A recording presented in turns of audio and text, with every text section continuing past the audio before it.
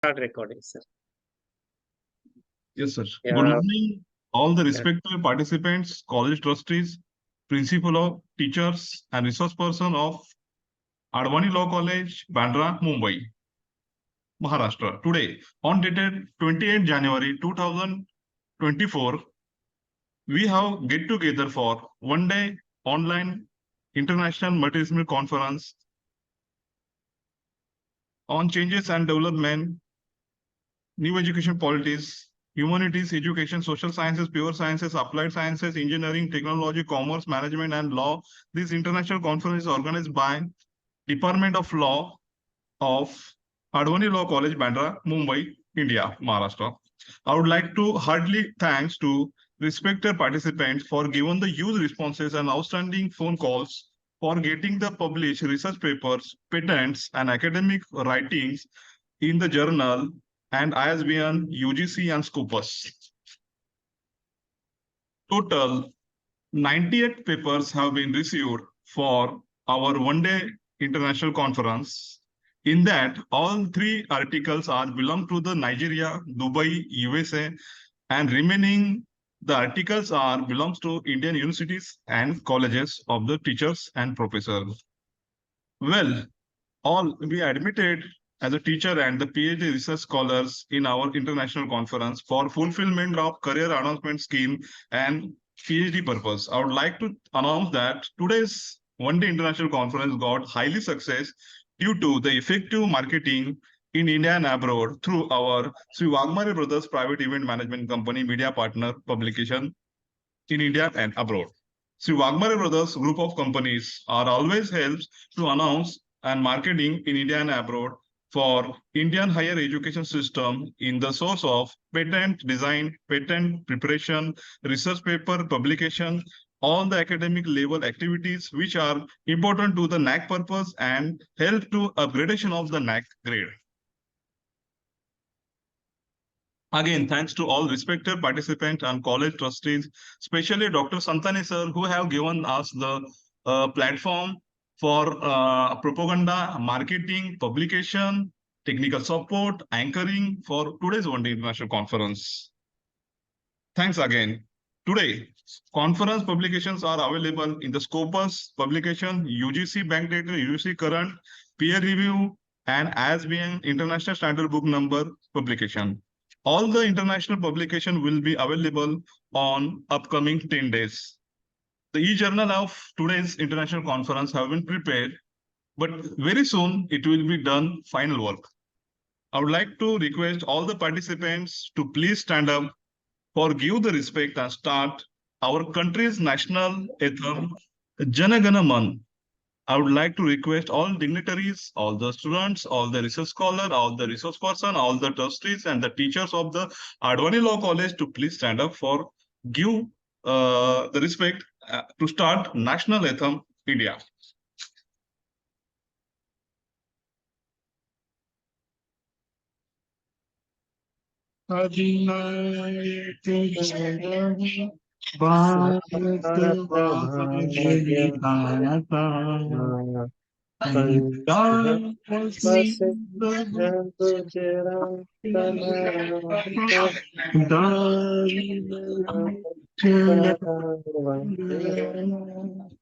Vrinda Himachala Yamuna Chala Jalati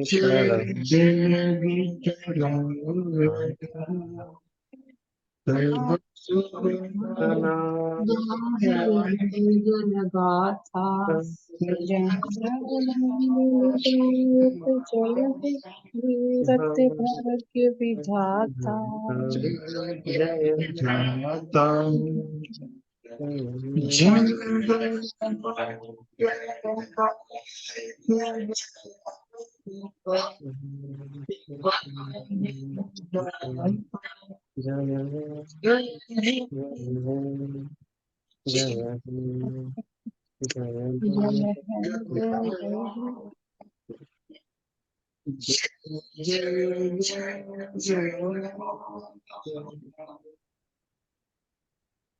Thank you, sir. When we listen the national anthem, we are the Indian. Therefore, whatever the research and development activities will be done, and it is going on in the based on our knowledge, I would like to thanks Thank all you. the especially Santani sir trustees, and I would like to hand over this next session, respected Dr. Santani sir. Sir, please continue. Yeah. Thank you Thank you. so much, sir. Thank you so much for your overall support and all.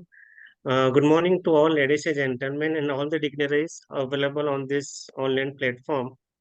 Um, we are gathered here on this platform for the celebration of 75th year of establishment of our board, HNC board is completing 75th year this year. So as a part of that celebration, we are gathered here online for the celebration of that special occasion for our board. As a part of that, today we are having online one-day international conference on the topic of dimensions of Indian knowledge system with a special reference to recent trend in research methodology in law, social science, applied science, library science, pure science, commerce, sports science in India as well in abroad. So on behalf of my board, on behalf of my staff, college, and my students, I would like to welcome each and everyone, dignitaries, participants on this online platform. I, Dr. Suresh Santani, convener of this conference, welcomes you all on behalf of the college. I would like to quote here about our college. It is my privilege and pleasure to introduce to you the Advani Law College, which is established in the year of 1977. It is permanently affiliated to University of Mumbai and recognized under Section 2F and 12B of University Grant Commission Act, also recognized by Bar Council of India. And recently, in the last year, our college has been ranked in the top 100 college in the India. So we are fortunate today to have with us as a chief guest Dr. Vijay Kumar Chobe sir, professor and head postgraduate teaching department, Sant Gadgil University, Amravati. As a guest of honor we are having today, it's our privilege to have Dr. Amol Chauhan sir, who is associate professor and IQAC director at National Law University and Judicial Academy, Assam. We are also fortunate to have resource persons for technical sessions of this conference, Dr. Janice Fernandez and Dr. Abhijit Kelkar. So I, on behalf of my board and everyone, I would like to welcome you all. Unfortunately, our principal madam is sending me message continuously. She is joined online, but she's having some network issue. So she will try to deliver a welcome speech, but right now she is facing some technical issues. She is joined, but she is unable to share her views with us. So she is conveying regards to each and everyone present on this online platform and welcomes you all. So as a starting, I would like to request our LLM coordinator, Dr. Devesh Joshi sir, to please introduce our guest of honor today. Joshi sir, please. Good morning to all the participants and dignitaries present in the online conference. Thank you, Dr. Santani, for giving me the opportunity for introduction. So our today's guest of honor is Dr. Amol Dev Chauhan, who is currently an associate professor with NLU Assam. So sir has total experience of 11 years in the teaching field, and he has completed his BA, LLB, LLM from Sant Gadgil Amravati University, Amravati. He has also awarded his PhD degree in the field of law.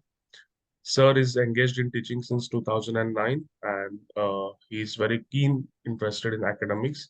His study of diverse subjects is reflected in many of the articles. Sir has published more than 10 research papers in UGC listed and Scopus journals. He has contributed more than 20 articles in various seminars and conferences. He has spoken as a resource person in many other several programs organized by the various universities and the institutions. Currently, sir is a director of IQAC in the said organization. He is convener of Center for Career Counseling and Capacity Building. So I welcome on behalf of HSNC boards, Advani Law, JJ Advani Law College. I welcome you, sir, for in today's online conference, and I request you to share your views on this today's occasion.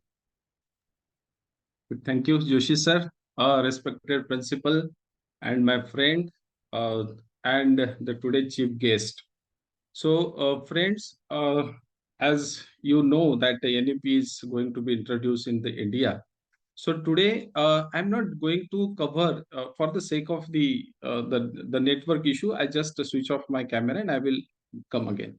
So, as the friends, as you know, this new education policy is going to be introduced into the India, and it will provide the dynamic to the legal as well as to the education system. So, friends, considering that, if we focus on the new education policy the presence of this new education policy, of course, it was started by the Indira Gandhi and then the Rajiv Gandhi, and finally that is in the pipeline by our Prime Minister by Narendra Modi. But considering that this particular education policy, if you go with the roots that is the holistic approach of the education system, and the development into the into the education system in India, so we will found that this particular thing was it was started from the ancient period, where we have the concept of the Gurukul. So the Gurukul, or the education system, which provides the holistic and the overall development of that particular people or the students who are into the Gurukuls. So the focus on the overall development of the students during the Gurukul system, it reflects or it shows the overall development, the holistic development, the development of this particular student in every field. And the main purpose behind this particular Gurukul system is to groom this particular student in the various subjects and skills, where the students were equipped with so many qualities, so many skills, and the so many subjects. So this particular holistic development was started in India. Of course, that is, and we are coming with the policies or the laws or the rules and regulations.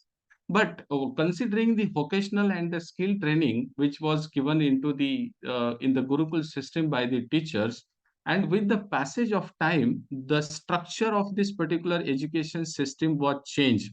The entire system of the education was changed according to the need of the society. Now we are in the 21st century, where we have the so many challenges, where it is in the global village, where our students is facing the so many challenges to getting the jobs and to developing the professional skills and the vocational skills. So considering this particular global need of the students, the new education policy introduced with aim to provide the platform to the particular individuals or to the students, where they will develop themselves in a what we called as the overall development of the students.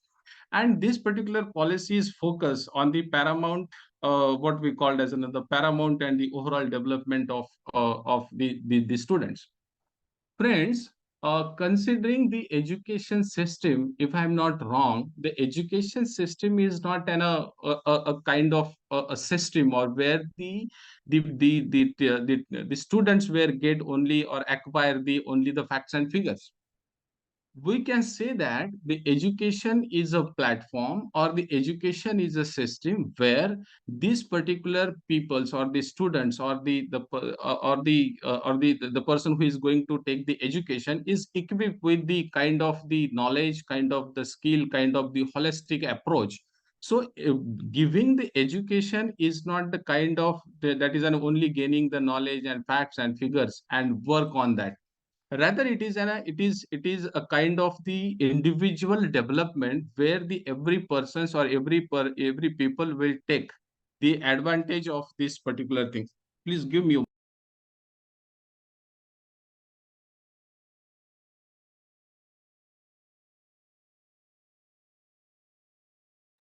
Sorry for the interruption. So I'm discussing that the education system is not merely giving or acquiring the facts and figures. Rather, it is provides the foster critical thinking of every individual who is a part and parcel of this particular decision making system, and to impart the skill among this particular the students, which provides the empowering the students or empowering these particular people by applying these particular various dimensions under the new policies. Now consider that that the education is a very crucial tool where the overall development of the students will come up, and the challenges which is faced by these particular students or the people will be overcome by the education system. So the challenges like as a poverty, inequality, climate change, and there are so many other challenges which is faced by the students or which is faced by the teaching fraternities, it can be only overcome by imparting the kind of the legal system or kind of the education system where the particular people are able to think globally, where these particular peoples are able to tackle these particular global issues. So the new education policy, if I'm not wrong to say, the considering the new education policy or considering the development in the education sector, which provides the platform of the particular individuals to think very critically and to face the global challenges which is come day by day in the life of the individuals. Not only that, the education system will provides or it give the knowledge to the individuals and the skills which is necessary for the understanding these complex issues. So if you focus our the current education system, where this particular education system is divided under various subjects, various courses, various the professions. So by considering that the complexity behind to understand and to face the global issue, it is a very crucial the problem before the all the educationalists and all the peoples who are in the stream of the education. So considering that, if we approach or if we consider this particular education system will provide a platform, a kind of the knowledge and the skill where the peoples are able to understand the complex issues and they will move toward the sustainable development. So, so the education system which fosters the global citizenship. So, if we focus on this particular new education policy, where it provides a citizens to develop themselves as as a globe level, where it provides the sense of responsibility, sharing the responsibility, and the promoting the cooperations among and collaboration across the borders. Now, as I told you, this particular education system, or what we called as a new education system or the policy, was initiated in the year of 1968, where the Prime Minister Indira Gandhi, and it was the first step toward the implementation or toward the applications of the new education policy in India. Considering the efforts taken by this particular at the particular point of time, where it emphasized the universal primary education and the scientific temperament among the students, where it was introduced 10 plus 2 plus 3 structures, that we are following that particular things, where we provides this particular kind of the structures till today,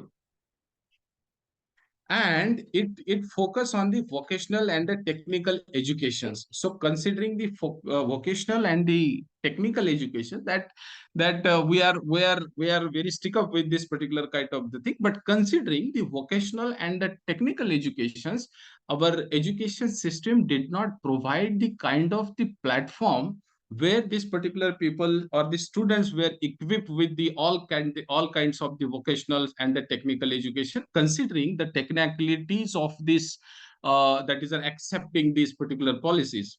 And the 1968 policy, where it formulated the 3 language formulas. So by considering by this particular efforts taken by the then government in 1968, what we called as it is a foundation of that is expanding the access to the education and diversifying the curriculum.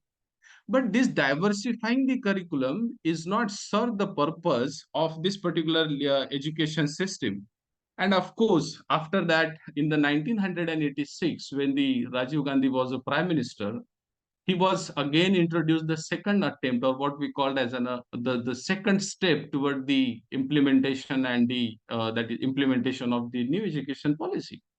So by the main idea behind this particular the policy was to is to that is an emphasize the educations on the girls and the disadvantaged group.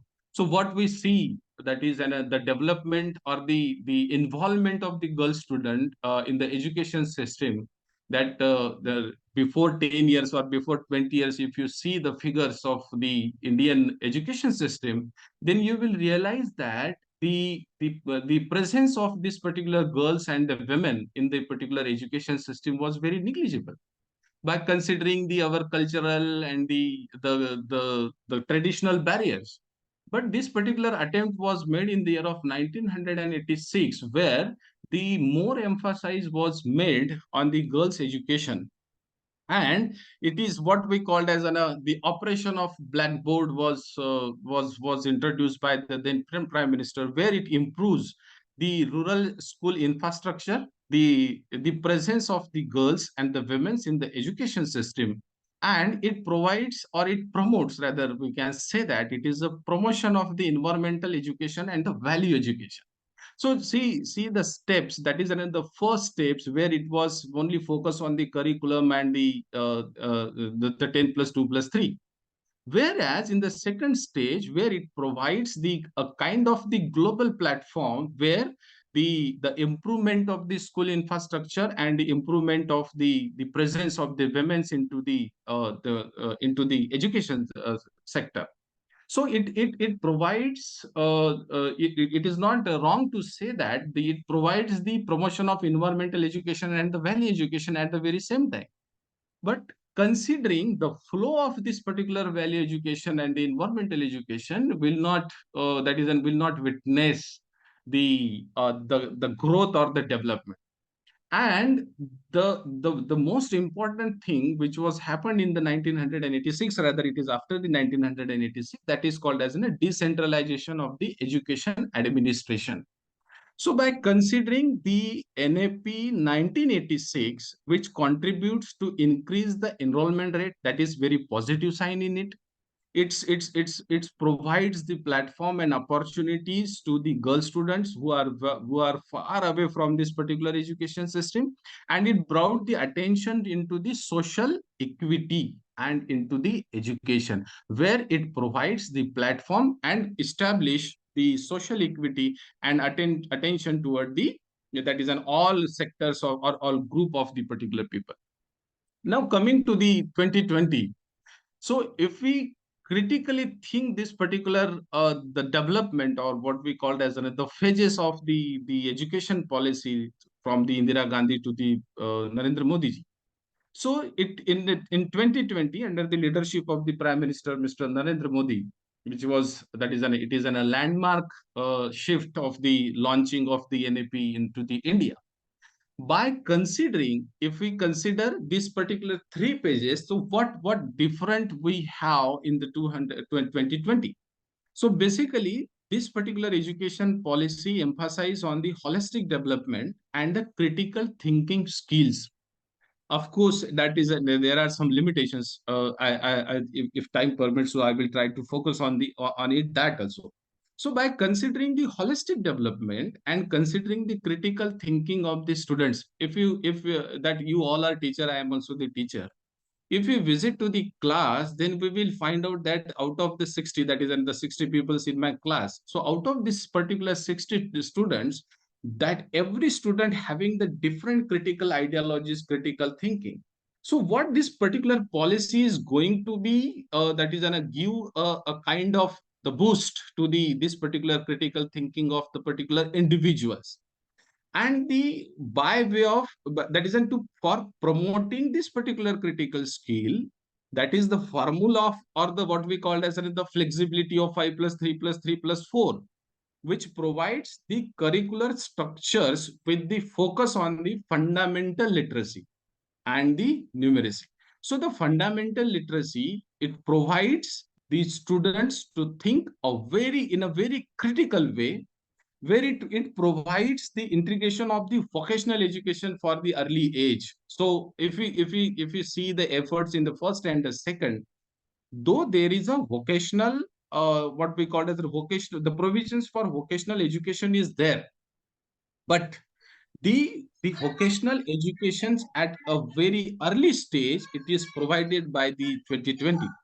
And the multiple entry and exit options will provide to the students, which emphasize to for the development of the what we call as the continuous learning process of the students. So the multiple entry and exit as per the convenience, as per the thinking, as per the interest of the students will provide or will emphasize on the continuous learning of the particular students.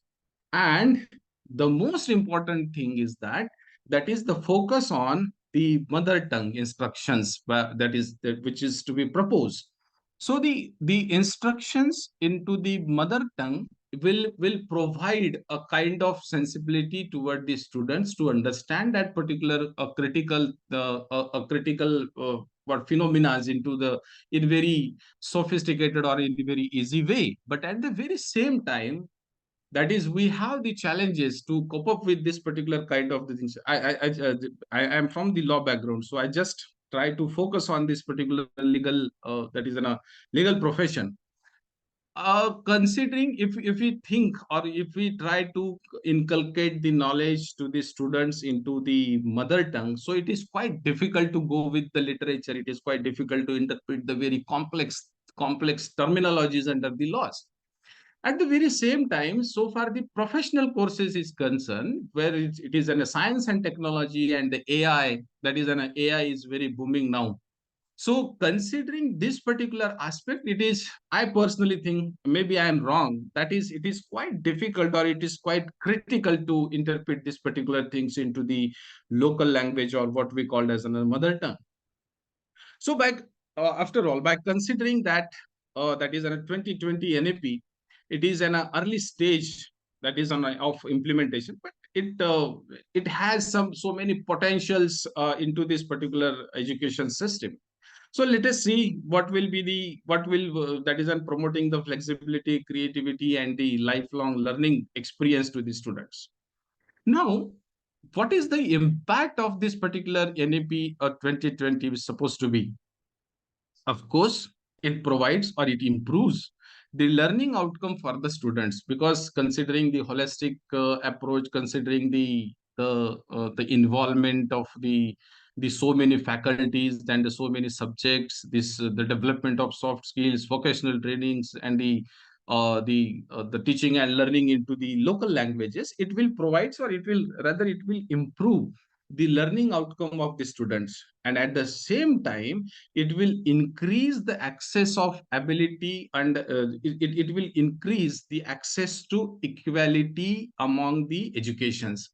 So the education system will provide a kind of the equal platform where that every students will, that is an entry and make the entry and exit, where it provides or where it will be helpful to provide the or to develop the skill of the workforce. That is there may be a chance that the particular persons may be experts into the 2 3 4 5 sectors, or 2 3 4 5 subjects, or 2 3 5 4 branches, where it will provide or it will develop the skill force at the ground level, and it will, of course, it will promote the overall development of the countries.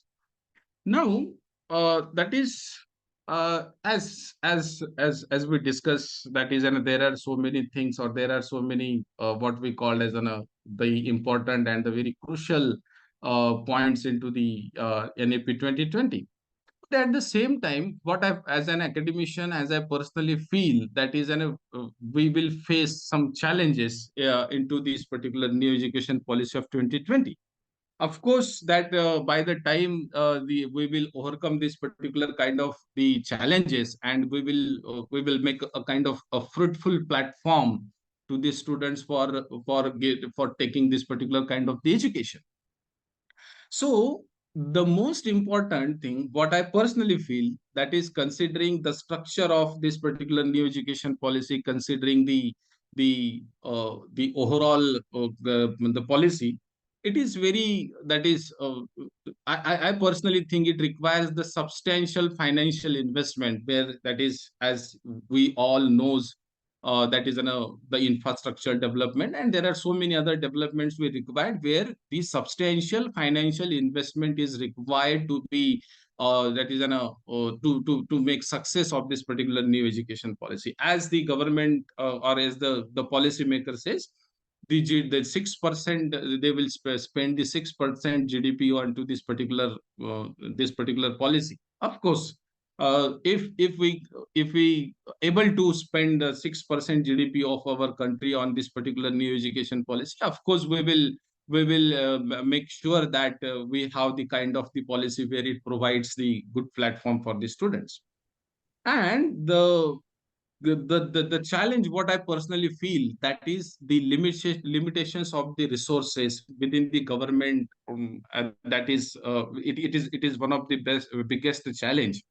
So as you know that as we all are in the sector of education, where there are so many posts are vacant, there are so many the problems are faced by the universities and colleges.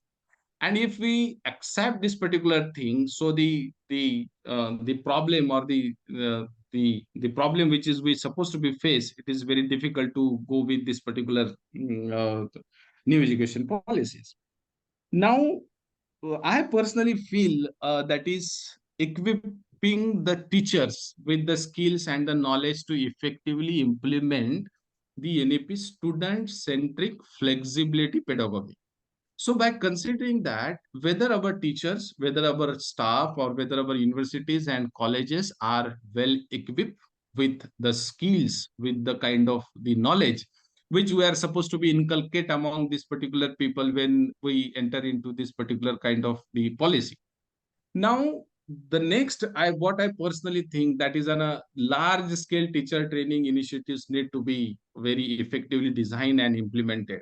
So there is a need to make a kind of the large scale teachers training, and it will provides the kind of platform to for the success of this particular NEPs. And of course, we need to develop this particular infrastructure, including upgradation of classrooms, laboratories, libraries, digital technology, and so on.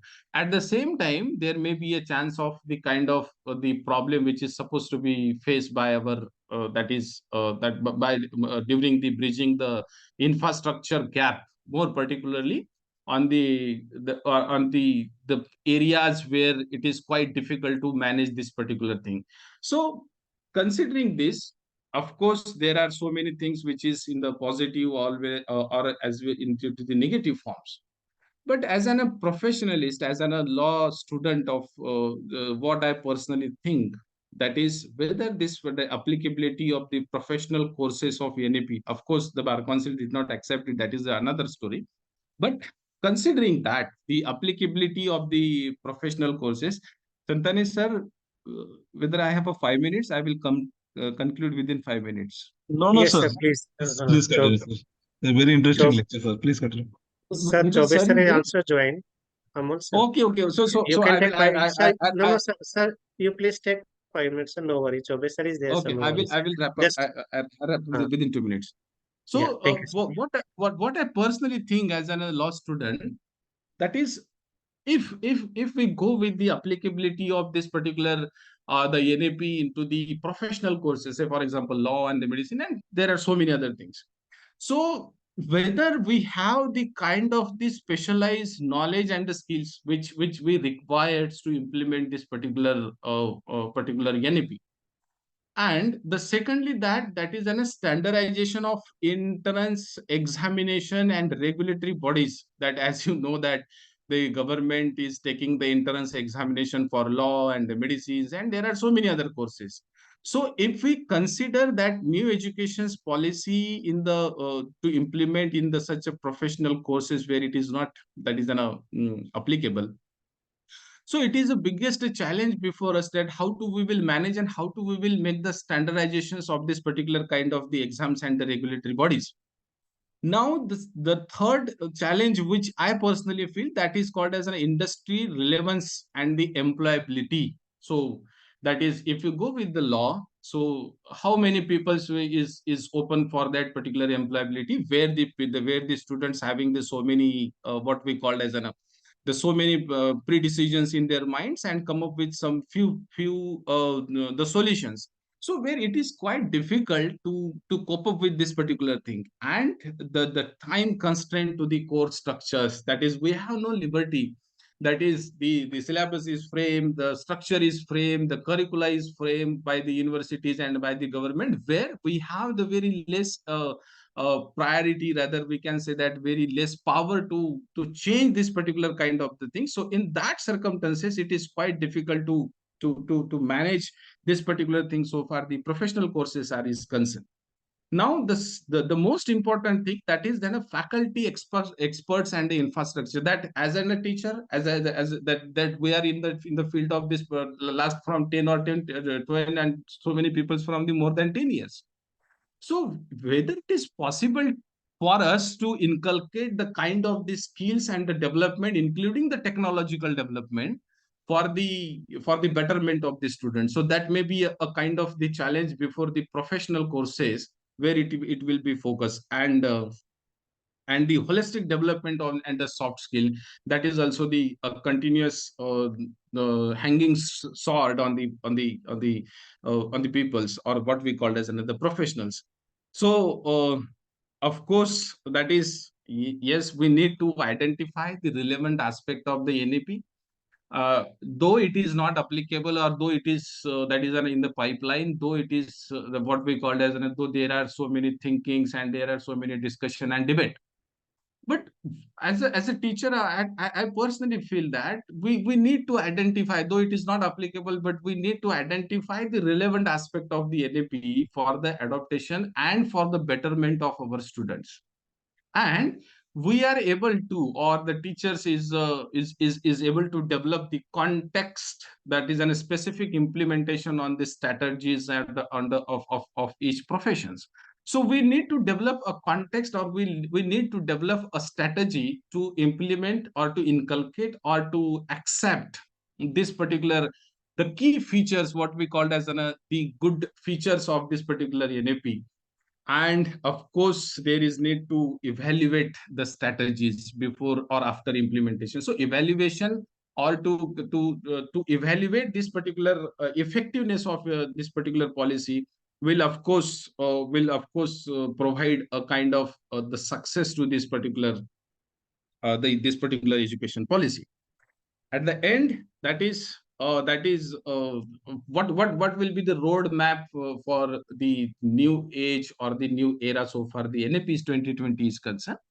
So it requires implementation of NAP 2020. It requires the effective addressing challenges like the funding, teachers, training, infrastructure development, and the changing mindset. Yes, if we manage this particular thing, that is funding, teacher, training, infrastructure, that can be manageable.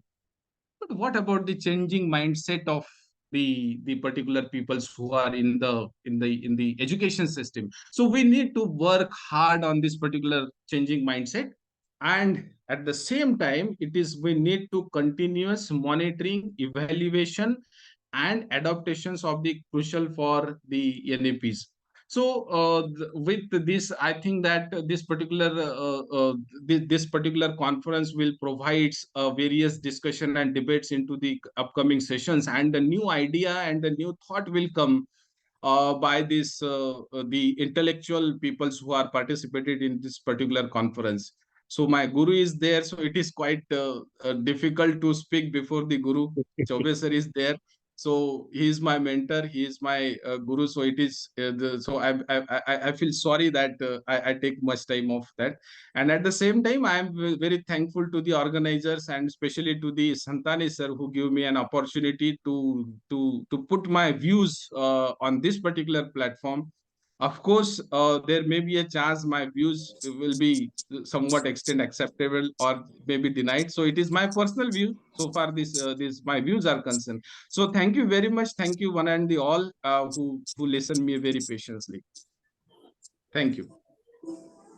Thank you so much, sir. And sorry to interrupt in between because our chief guests are waiting today. I, on behalf of the board, my college, my teaching staff, my students, I would like to welcome our chief guest staff today, Dr. Vijay Chobe sir, Professor and Head, PGTT University. Thank you so much, sir, for coming here on this online platform for sharing your wisdom on the occasion of our 75th year celebration of our board. Thank you so much to be with you, sir, here. Now I would like to request our coordinator, Dr. Rashmi ma'am, to please introduce our chief guest of today. Good morning, honorable dignitaries and participants. It's my pleasure to introduce our chief guest, Professor Dr. Vijay Kumar Sobe, who is a highly accomplished individual in the field of law with more than 22 years of teaching experience. Professor and head of the Department of Law, SJB Amravati University, Maharashtra. Sir has completed his post-graduation in law, in English literature, and in mass communication and journalism. He was awarded with PhD in law, and Sir is currently pursuing LLD. Sir was a Pro Vice Chancellor and also Dean of Faculty of Law, Faculty of Interdisciplinary Studies, and Faculty of Humanities of SJB Amravati University between the period 2012 to 2022. Sir is a recognized guide for Faculty of Law in different universities. 15 students are awarded with PhD and 8 students are undergoing their research under his guidance. Sir is also visit faculty at Maharashtra Judicial Academy, Mumbai, Symbiosis International Deemed University, School of Law, Hyderabad, Indian Institute of Mass Communication, New Delhi, and so on. Sir has authored 11 books and has published several international and national articles. On behalf of HSNC boards, JJ Advani Law College community, I would like to extend a warm welcome to Professor Dr. Vijay Kumar Sobe sir and thank him for taking the time to be with us today. With this, I invite Sir to address our esteemed gathering. Thank you. Thank you. Am I audible? Yes, sir. Am Yes, I sir. You are audible? yes, sir. You are Yes, audible, sir. sir. Okay. Thank you, Rashmi, for your good. And really, I have that whether my biodata is resonance with my qualities or not. Thank you, Amol. I think that once you have covered this subject, the only things that has been left behind for me to say that I agree with my previous speaker. Everything has been covered what is required minimum for this conference. I am Dr. Vijay Kumar Chobe, standing here and welcoming you all on the occasion of Hyderabad Sindh board, HSSC board, their collegiate board. They are celebrating their 75 years. And Gopaldas JHAMATMAL Advani Law College, which has been established in 1977. And with this honorable principal, in charge principal, Bindu Variyat Madam, coordinator of the conference, Dr. Santani sir, my distinguished professors, the scholars, they are joining today, other students and guests who have been called upon for this function, which is very vibrant, on very vibrant topic and very likely to touch very important issue of our educational scenario. Friends, today we are just going to discuss, there are so many aspects of this National Education Policy 2020. When this policy came, I was fortunately on the very important post, and we have been entrusted the responsibility to execute whatever there into the educational policy. Before I should start, let me remind with the letters that has been written by the Macaulay, Lord Macaulay in 1835, that has been circulated throughoutly onto the WhatsApp University, in which he has expressed his interest that if the Indians should be taught, the English language would be the best language. And he has laid down the foundation of education policy in 1835, where the intention of that particular good man, Englishman, was to prepare the clerk for the English regimentations. For the English monarch, they wanted to prepare the good clerks who are very expert into the English, and they can think in accordance with how Britishers used to think for their country. Once you adopted the language, English language, you have been exposed to the English literature, then you have to expose those all information available into the English, and you have to think accordingly what the English literatures required to be think to the people who are going through that literature. Therefore, in rest of the period, when you can just see that after the English Indian freedom movement was let down, around before the 20th century and up to the mid-century, you can see that there are very good people who are very good into the English. They are having very good concept like democracy, liberty, fraternity that is whirling around in European countries. And then you can see the same things has been got inculcated into our constitution also. If I have to give a thought that if at that time the vernacular language would have been dominated as an educational tool to make the students very much aware about the knowledge, definitely our constitution would have more concepts and more things that is very much suited to the Indian scenario. For example, Vasudhaiva Kutumbakam, that was there, and in old the literature that is full of several things. This is one example which says that the present educational system is much more dominated by the English concept. Not only English, our education system, but our present law, education, and judiciary and entire legal fraternity is very much dominated by the English system. Therefore, we think from that angle that how democracy is important, how liberty is important, how freedom is important, and all those things. But there is a literature that is also required to be taught to the people, just like the medicine. The local medicines are sometimes more effective than the foreign elements, foreign chemicals. Therefore, the same things I can just say. Now, this 2020 educational policy has taken care for this. With this one example, I will just discuss few examples, what is there and how this new education policy 2020 is going to address it.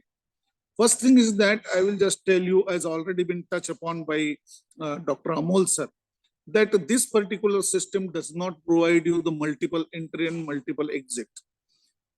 If suppose I need to come to Mumbai, and if I need to board a train, there is a one train that is called as a Duranto. It just started from Nagpur and end up at Mumbai. There is no any possibility that somebody can board in and somebody can board down, get down from that train. It is just like there is no possibility of entry into the train in between and exit from the train in between. Therefore, the very less choice has been left to the passengers. Similarly, our present educational system does not provide you to either exit or get another entry into the present system. It means that if you suppose, for example, the student is unable to complete the LLB and he was unable to pursue his education for one or the other reason, and he has left his education at LLB second year. Now, only for 1 year, he cannot now enter into the system and he cannot have possibility and he has been thrown away. And in another way, I can say that he will fall into the category of illiterate because he is not able to get a degree. Therefore, he is only the 12th pass out. If suppose after few days, he improves his situation and now his situation allow him to pursue the whatever has been left behind, and he wanted to get entry for the third year of LLB, present system won't allow him. Now, this is very important for those people who are going out of this system due to one or the other reason. The multiple entry and multiple exit system may allow any student to continue in any stream, provided that he would have the minimum qualification. Our present system is not only do not allow him to enter, but our present course curriculum is also does not allow him to get entry. Suppose, for example, after completion of second year of LLB, do not able to complete the final year, the student get exit. And if afterward he wanted to get admission into the MBA second year, now this is totally out of our imagination that such a student can get entry into that. But the present system not only allow the entry of such a student, but also allow him to get entry into the curriculum of his own choice, provided that he may have the minimum credit to his account. Therefore, this project NEP has the ABC. We can say that credit system. They can just have the account banking of credit system, and then person can accumulate his credit system to that account, and he can use that any credit for pursuing his education. The person can earn this credit from so many places, from the SWAYAM or suppose anywhere where the credit system is there. He can go for diploma, he can go for certificate course of 1 or 2 credit, and he can go for n number of credit courses. He can go for SAM, he can go for Coursera, he can go for any certificate course run by the affiliated to any university which is having the credit.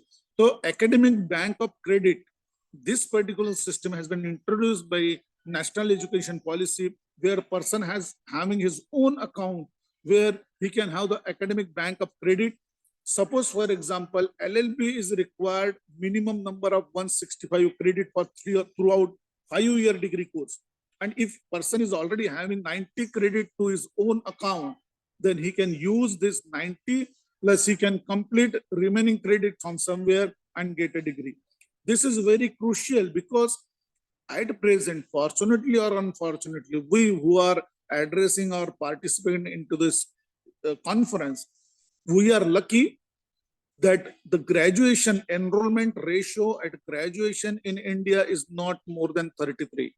It means that those students who are fortunately get admitted to the graduation system, for example, 12 after 12th, they enter into the degree system, the number is only 33. And when they go out, the dropout ratio reduce this figure up to 12 only. It means that when we enter into the master degree, we are only fortunate to have only out of 10, 100, we are only remaining 12%. Where these 88 people goes, just take for example, Rohit wanted to get an education and wanted to improve his skill. Today, all sectors demand the degree for giving an employment. But if somebody wanted to get that educational degree, we are depriving him by one or the other reason. Now, how that particular person will get that degree, which will allow him to enhance his education and upgrade himself into his own institution. That is not possible today. Now, this academic bank of credit as well as multiple entry, multiple exit system, that is the very specific feature of our National Education Policy 2020, will allow the student not only to continue from the place where he has left behind, but also get a multiple skill for the degree. And suppose, for example, now more emphasis has been given on the skill.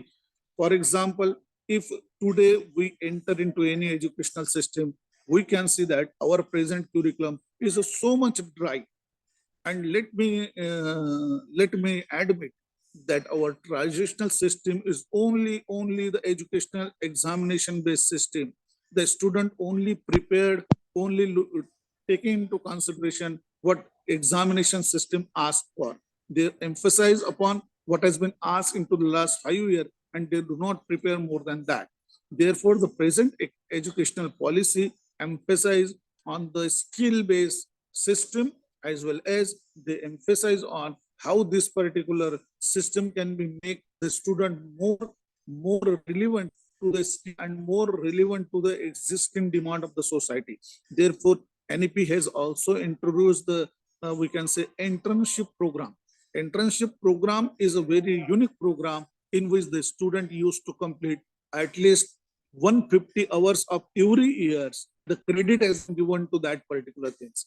Means if you are the student of law, you have to demonstrate that throughout the year, you have also undergone the internship, you have visited the advocate's office, you have visited the courts, you have visited the NGO who are into the legal field or relevant to your legal field, and you are having the internship program where you have got the skill developed. Now again, our educational system is totally based upon the examination pattern, which is totally memory based. Whatever you read the day before and write down into the answer sheet, that may decide your fate only. But our educational system now, NEP, now also proposes that what you need to do, you need to earn the credit. Go somewhere, earn the credit. Now I will just take one example that Mr. Rohit is one student. Now he is very good. He is admitted to the law course. He is a very good painter, and he has taken a several award into the painting. Now this student does not have any recognition on his Mars memo for his painting, because your law curriculum does not recognize any other than the what law curriculum prescribe. Now, presuming that what CBCS, choice-based credit system, proposed under the NEP is that 70% you have to teach, around 70% you have to teach of your core subject. For example, if you are a law student, 70% subject must be from the law background, and remaining 30%, the student must be allowed to take their own choice. Now, this Rohit, who is the person who can just admit it to law course, he can take the 70% papers from the law background, maybe law of tort, maybe law of contract, maybe any other law. Remaining 30%, he can take from sport, he can take from SAM, he can go for photography course, he can bring the certificate up 2 or 3 credit equivalent to remaining papers, and just accumulate that into his academic bank of credit and claim into his Mars memo. Now his Mars memo is of the multiple color. That Mars memo also contain the marks for the law degree, as well as the other skill that person has already been acquired due to his already choice and already his interest. Now this allow the student to explore whatever the quality he do have within him. Therefore, this national education policy in long term provide the more dimension to be explored of the student, and this particular system allow the student to explore his own interest. He may go for one particular, suppose for example, he is a national player in badminton. He can earn, if university is going to recognize the 2 credit for the person who has secured the national certificate into the sports code, then he can exempt one paper. If suppose one paper is of the 4 credit, he can take 2 another certificate, and he can claim at least exemption of one particular paper. Therefore, at the end, you can have the different type of the persons, different type of the student who are expertise in several things. You may have the good advocate, advisor, he is a national sport player. Just like our one of the very good sportman, he was the national player, Justice Sanjay Gangapurwala, he is the Chief Justice of Madras High Court. He was the very good tennis player. Now, in old system, this particular quality does not get recognition, but we can have the credit to such particular system where the person is also a sportman, he is a good painter, he is a good orator, he is a good performer, he is a good artist, and so on and so forth. In short, I can just say, national education policy accommodate your skill into the present scenario, and it is also ensure and guarantee you that it will be get reflected into your Mars memo if that your institution get recognized that particular things. At Amravati University, there was one very good Hemant Natyagriha system, as well as we are also having Anwan Vyam Prasarak Mandal, which was 100-year-old the sport institution. We are going to recognize few of their very good course where they have contributed 9 out of 11 players into the certain sport, and we are going to recognize that particular sport. And if the student secure the national player status into that particular system, we are going to exempt him or allowing him to pick up that particular subject and get exempted out of this 30. Now, this is what the choice-based credit system. We already discussed about the academic bank of credit. Now we are also having such things, National Research Foundation, which is another ranking of the university overall. Now, another things I will just try to emphasize, and that is rightly been touched upon by the previous speaker, Dr. Amol sir, that at present, we do not give any thought to the student diversity. Take for example, I don't feel that whether you have gone through the induction program, which has been made compulsory by the UGC. When the student enter into the educational system, there must be a compulsory 7 days induction program must be conducted, so that we and student can understand each other. Suppose for example, a student come.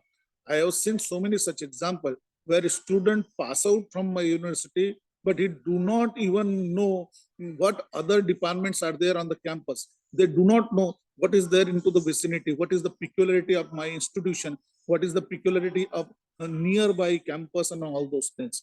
In these 7 days, we must first taught them what is the minute things they can just go. How many times, what is the library is there, you just take them to the library in these 7 days. You must allow them to go to other department, because those, we are having very good department of performing art. There are several national awards has been given to that. At the same time, we are having the university who has been entrusted and awarded the National Rashtrapati Award for the natural scenic beauty of that our campus. Therefore, I can take my student and show them that how many plants are there, how different plants are there. We are a little bit very much adjacent to the jungle where cheetahs and all those animals are there. We can make them acquainted with that particular things. We can just show them how my MBA department is there, what is the peculiarity. In the same way, other department can also bring their student to my department. I can take them to the very good, we can say that campus, just like the Achyut Maharaj hospital, which is very good charitable hospital. I can make them aware about the course. I can make them aware about so many other institutions which is there into the Amravati. In what way these particular things impact the mind of the student who have been admitted campus? If the student has been admitted to the Advani Law College, you must tell them what is the peculiarity, how many industries are there around, so that the student can know that if he wanted to get placement in that industry, what specific things he need to do. You can take them to the very peculiar thing into the Mumbai. So suppose, for example, Nehru Planetarium, because when a student comes from the rural background, they don't know anything about the about your institution as well as the vicinity in which the institution has been established. At the same time, these students only come to know from their seniors. That is not good thing that only they have to depend upon the seniors. Then you can introduce, you can ask the student to perform, ask them that what is the peculiar quality to them. In this induction program, ask the student to bring their certificate, what they have earned into their past education. Somebody may be the very good performer, somebody may be the very good orator, somebody is a very good, can draw the rangoli. Now, this quality, if you come in advance and you can just use this student throughout the several activities, at the same time, the student can know you and you can know the student. Now, the journey throughout 5 years, 3 years will be very much easy. This is what the NEP is required, that you must know whom you are going to teach, and the student should also know that what are the multiple opportunities they are having during the course. To my department, there is an adjacent department which teaches several things. They are having the psychiatric and we can say counseling certificate. I can promote and I can inspire student to take diploma course into that. That is add-on course, and they can simultaneously complete this course. Now, this type of activity make your student more versatile. So this is the few aspects which is left behind to be covered by my previous speaker. Therefore, I'm just telling all other things you are already. Student diversity is the very biggest problem. Just I know, because if suppose the student comes from the rural background, say for example, he is from tribal belt, he is hesitating to speak into the English. He could not get mixed. You must energize him that this diversity is not been allowed into previous system. Take for example, we have been admitting the student from CET pattern. Now this CET pattern is thoroughly depend upon the merit system, and therefore if you fail to secure the merit, you cannot get your desirable class. And only merit does not mean that it cover all the good quality of the person. It only shows that the person is very good in English, and fortunately he was able to express in good way into the last examination. Nothing more than that. But if you are a good orator, if you are a good speaker, if you are a good team leader, if you are having leadership quality, or if you can work in a team, or if you are having the very good valued and culture manner, that is not been reflected into the mass memo. Therefore,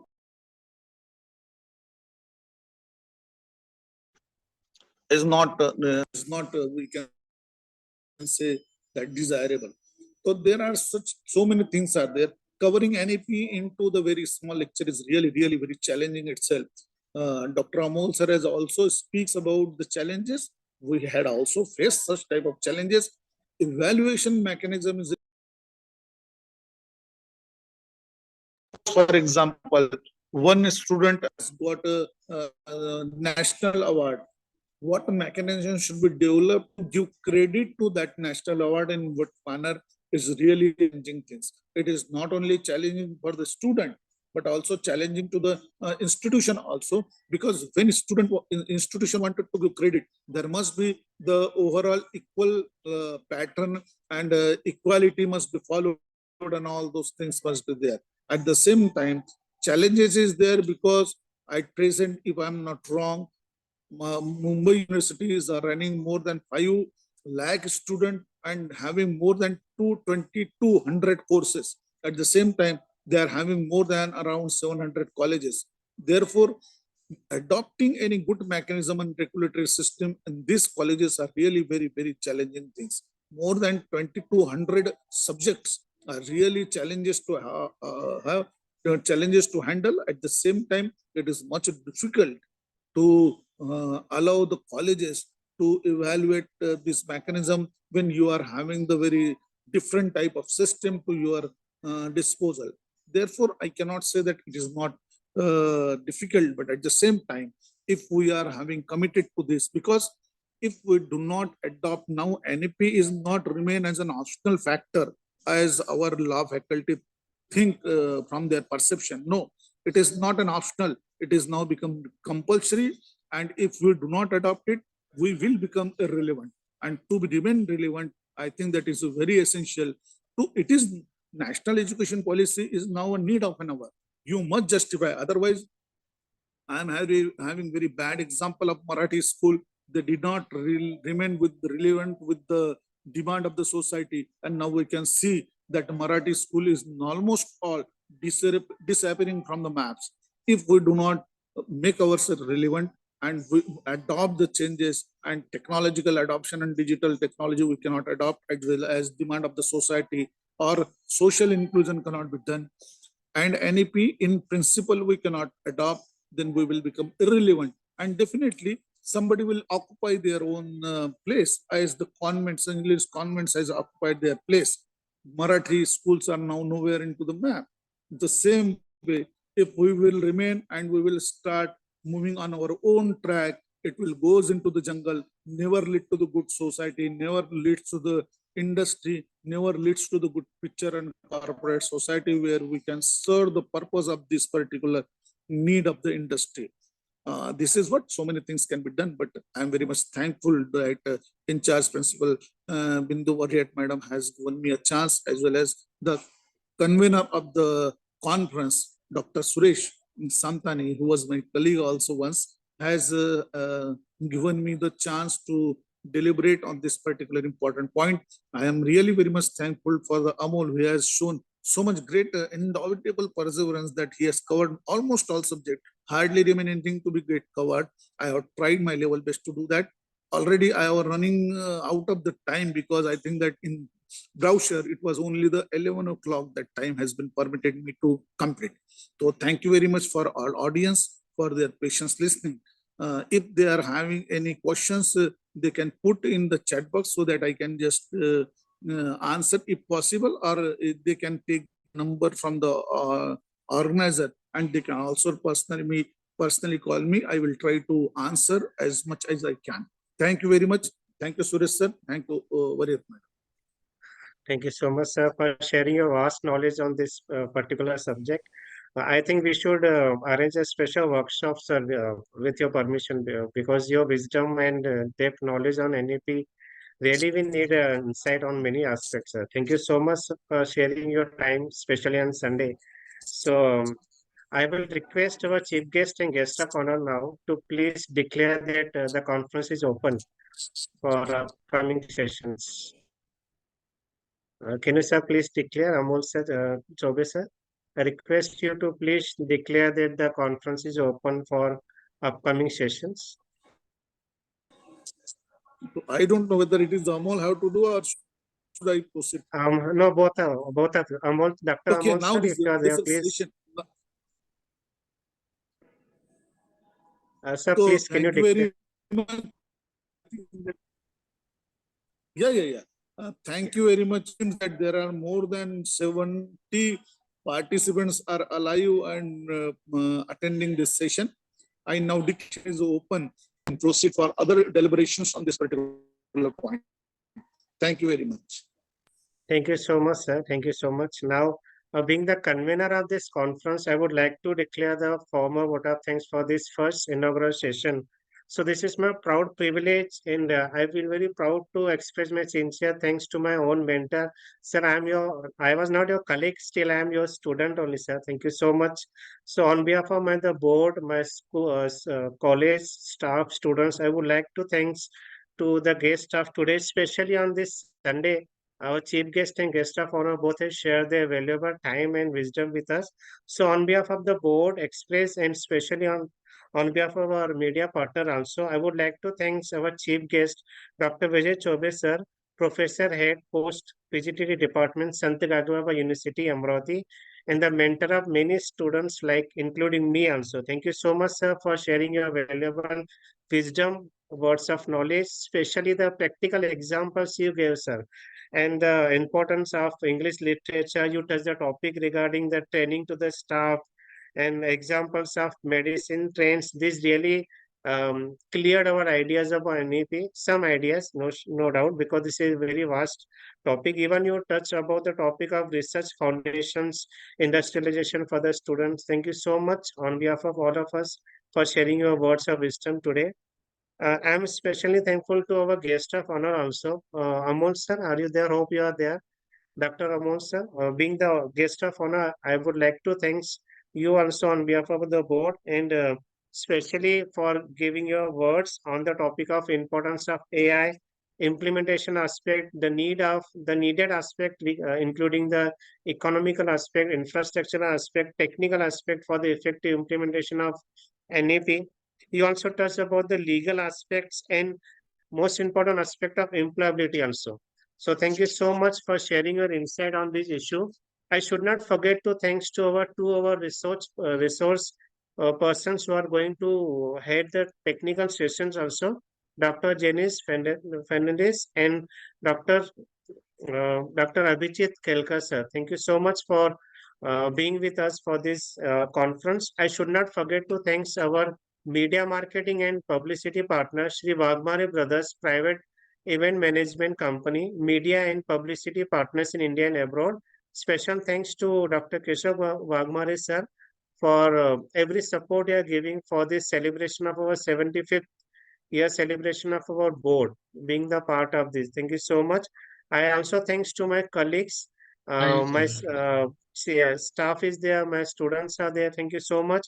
A special thanks to all the participants who are going to participate and present here for these inaugural sessions. Thank you so much to all. Before the moving to our next session, I would like to request all the participants to please on your video so that we can have a online group photo. So can you please all on your video? So we will have a group photo online that will be shared with you also. I request all to please on your video.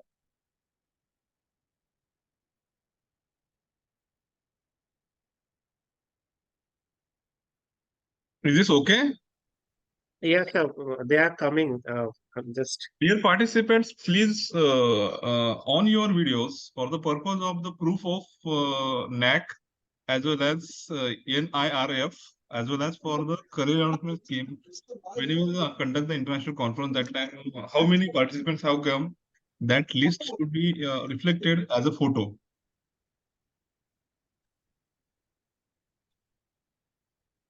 you might be not in that. It's okay, sir. I have taken those are opening the videos.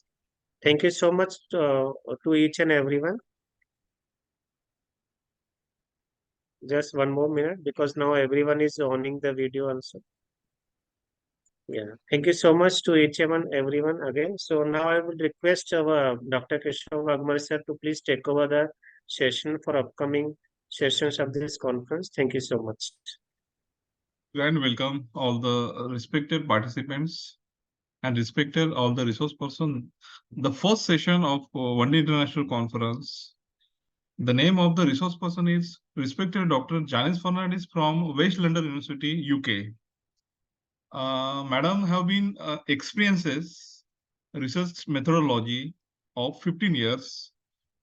Madam have guided so many research scholars, published national international conference papers. Madam having the charity work also in London. Today's madam's lecture is on academic integrity and what it means the research students.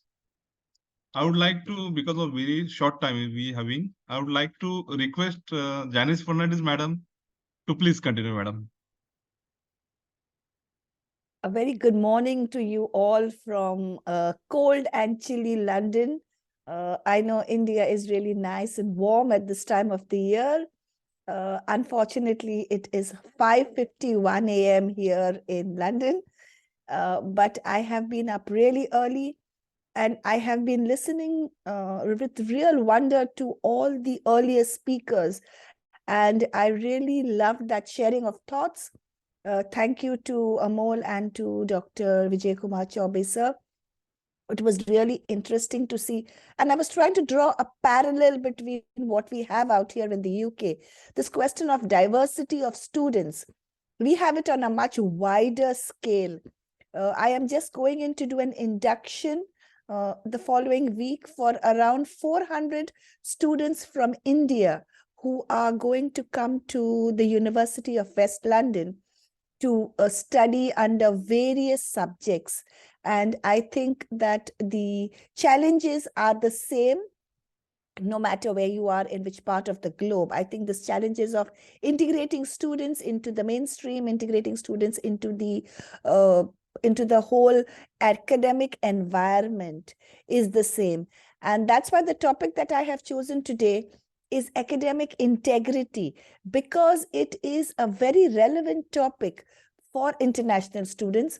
It is a very relevant topic for research students, because there is a very fine line between academic integrity and what we call as academic misconduct, intentionally or unintentionally, which often lends itself to legal issues. And I'm here to just share my thoughts. I'm happy to have some interaction with you as we go along, but do feel free to write to me as well. Let me begin by sharing my presentation. Kishore sir, could I just have the rights to share the screen?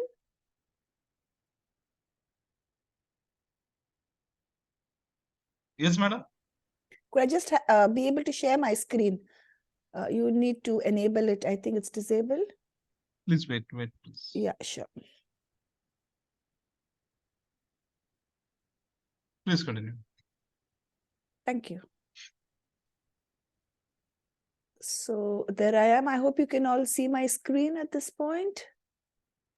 Yes, it is visible. Yes, yes, we can see it. Thank you. Thank you.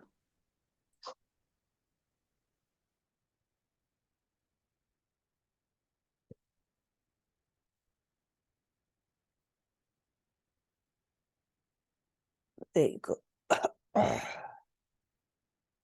So what I think of it as is doing it right, because academic integrity is let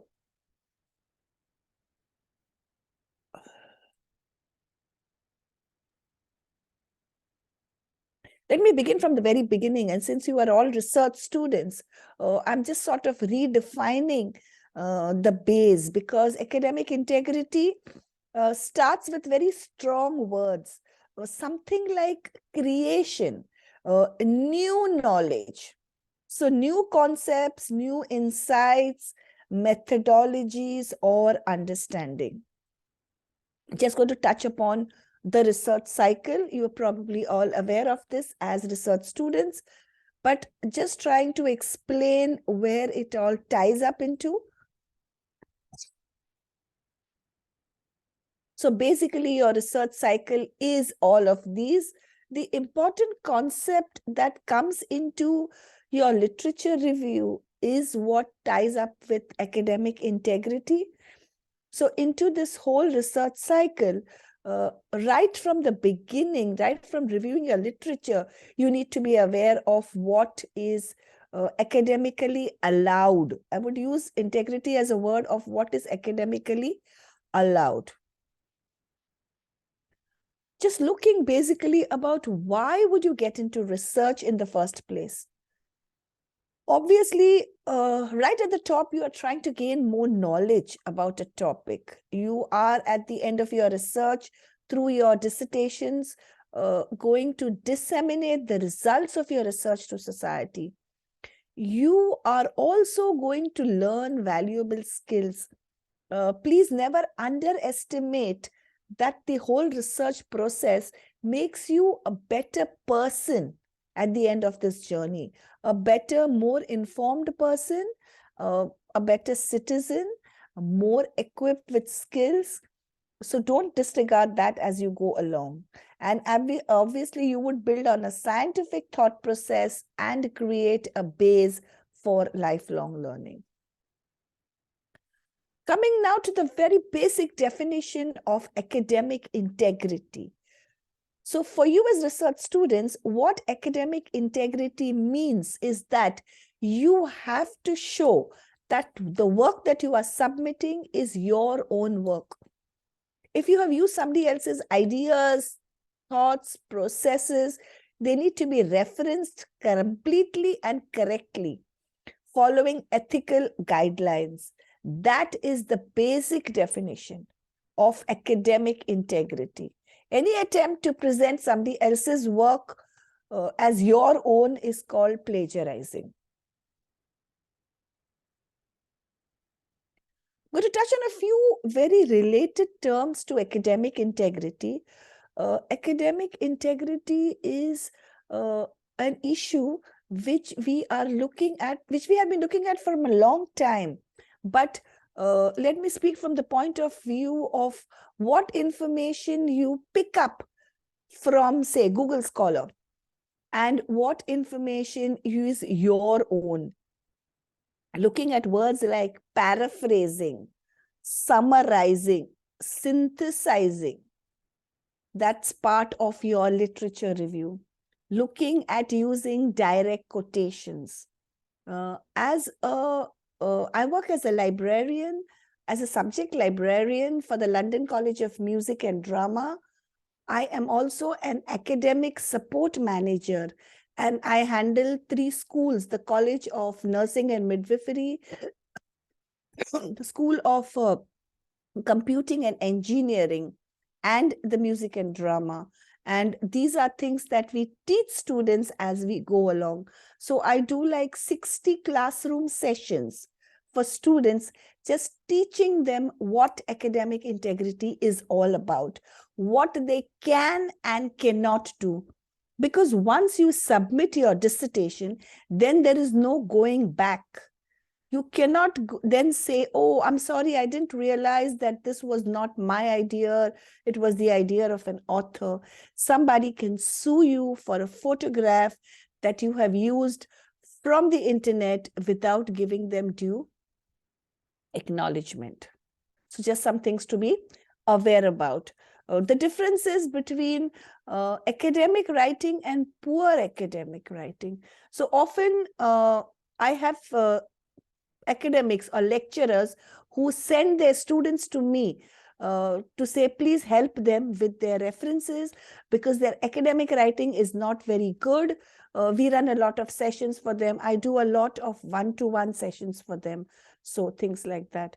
And essay mills is an issue, I think, across the globe. People who say they will write your essay for you, out here, the cost is amazing. It's something like 80 pounds to write a, say, 1,000-word essay. We do have people who give that sort of money. And even at the end of it, your essay is not accepted because it is definitely not correctly done. And it is just sort of picked from, that's what we call as an essay mill. Now, what's plagiarism? So coming to to the definition of plagiarism, taking someone else's work and passing it off as your own. And I have so many scenarios of plagiarism where a group of students will sit together and make up an essay, and then everybody else will write the same essay, moving paragraphs up or down. That is definitely plagiarism. Or you have written a part of it in your assignment 1, and then you take the same thing and use it in assignment 2 without referencing it correctly. That is self-plagiarism. Both of those definitely come under a very big doubtful criteria. I'm sure you've heard of Turnitin. Almost all universities in the UK have the proper paid versions of Turnitin. So Turnitin is a software or an online tool that checks for plagiarism by looking at similarity markers. So say, for example, if you have used a couple of sentences from the internet, just as it is, without paraphrasing. So once you send your document into Turnitin, Turnitin matches it up with everything on the internet. And it looks for it, and then it looks at your list of references at the end of the document. So if you have written in your text that the sky is blue, but in your list of references, you are not saying which author has told you that the sky is blue, it looks like it has been somebody else's idea that you're taking, and that flags up in Turnitin. Sometimes Turnitin has like a 50% similarity, and that's where we get students coming to us. That's where we have lecturers sending students to us to say, this essay looks 50% picked up from the internet. And then it is our role to guide students and to explain to them. Generally, I would say 5%, but it's 5 to 10% sometimes.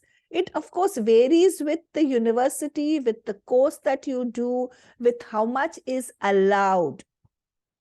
Try and keep your similarity really low. What you can do, how you can do it, I have a number of tips and tricks in the following slides. But one of the things that you can do is paraphrase. So paraphrase means write in your own words. Crystallize the thoughts of that person into 2 or 3 sentences and write them in your own words. So most of the paraphrasing stuff, most of the plagiarism stuff, most of the academic integrity stuff comes in your literature review. So when you are reviewing somebody else's literature, when you are re-looking at somebody else's research, and then you are taking their points or their ideas, remember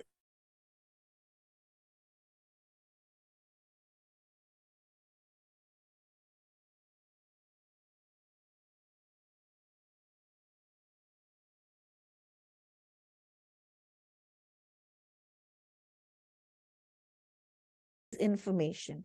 So is it a viewpoint, an opinion, an answer, or a fact? So you want to find out what is known in your topic area. That's the core knowledge. You want to know what different approaches and perspectives have been taken. How and why is this information used? So you are going to use this information to see emerging trends, to try and understand research methodologies. So when you review literature, you might probably find a paper written by author X and author Y who have actually used interview method for a particular, to find a solution to a particular problem. And you might use that and use various bits of how they have done things. Okay? But you need to give credit to the researcher. That is the bottom line. Some of the potential sources of information you might look at. You might not just look at books or journal articles as primary sources of information. You might also probably look at market reports, blogs or vlogs, videos, a lot of information today is available through social media. Social media is becoming one of the foremost runners in the quick spread of information.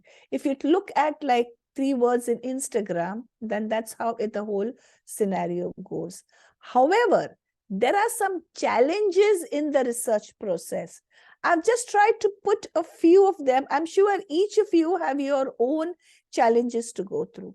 I cannot find information. I cannot find relevant information. I don't know how to reference my work. I don't understand artificial intelligence and ChatGPT. And I think the most common, I suffer from that one too. I do not have enough time.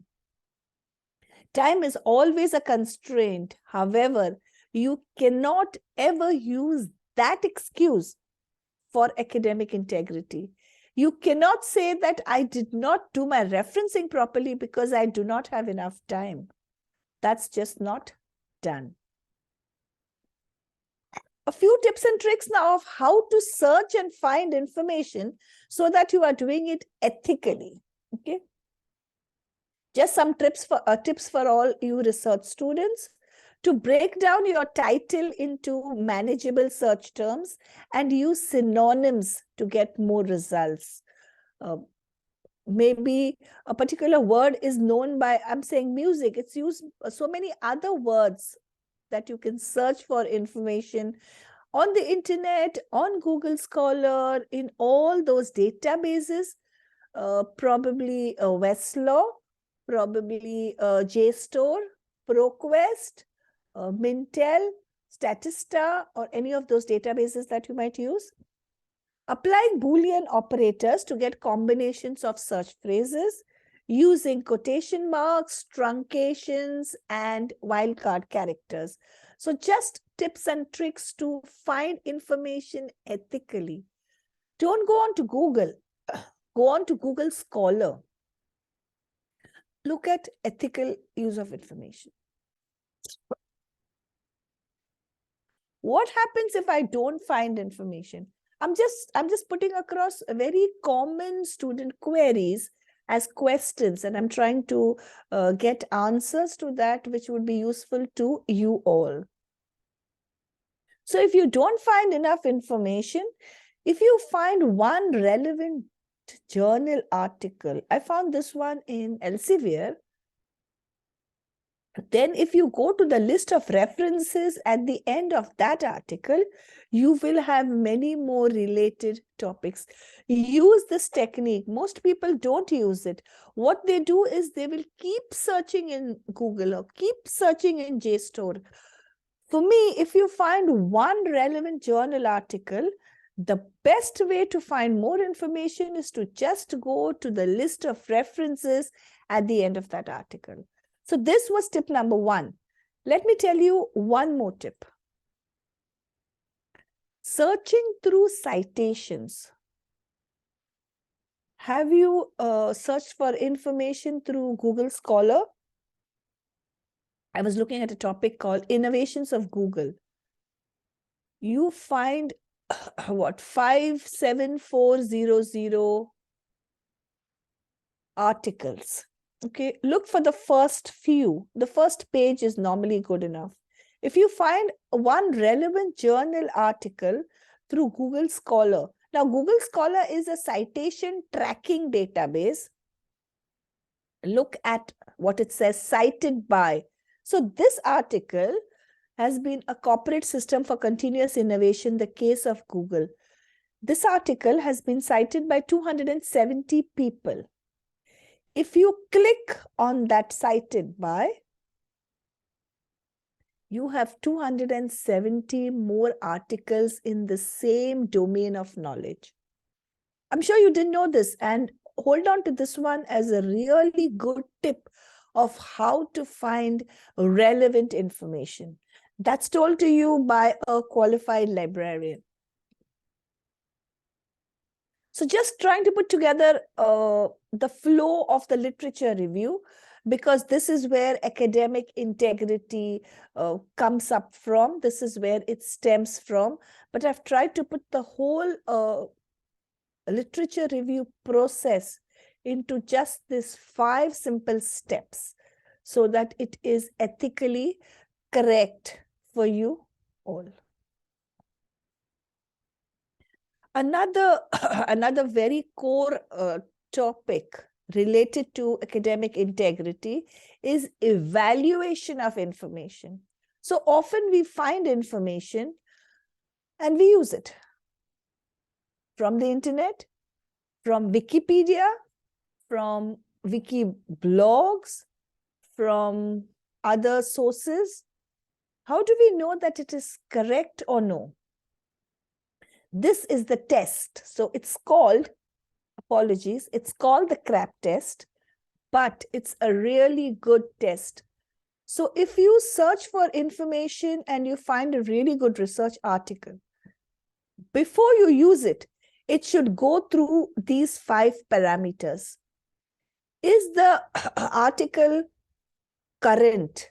Are the links functional? When is the date that website was last updated? Is it relevant to the topic, the audience you're looking for? Who is the author? That's really important. Is the author an expert in the field? I last week attended I tried to attend an event through Eventbrite. I signed up for it. It was a free event on artificial intelligence. I had not researched the author, and believe me, when I went for that online conference, I found it was really basic and I knew it all. And halfway through it, I left it, but then I found it was a waste of time. I had not really found out who the author was or what was the level of audience that information was intended for. How accurate is it? Can you verify it by any other source? Whether it's biased or not. Today, bias plays a very important role in the whole information cycle. Who is the audience? Whom do you want this audience for? Are you looking at it from the point of view of color, gender, race, ethnicity? Are you looking at it from the point of view of your own lived experiences? So if I do not like someone, I would not read information written by maybe those group of people or the geographic region or the gender. Information is information, and when we use information, we have to look at all of these things and think whether it's biased or no.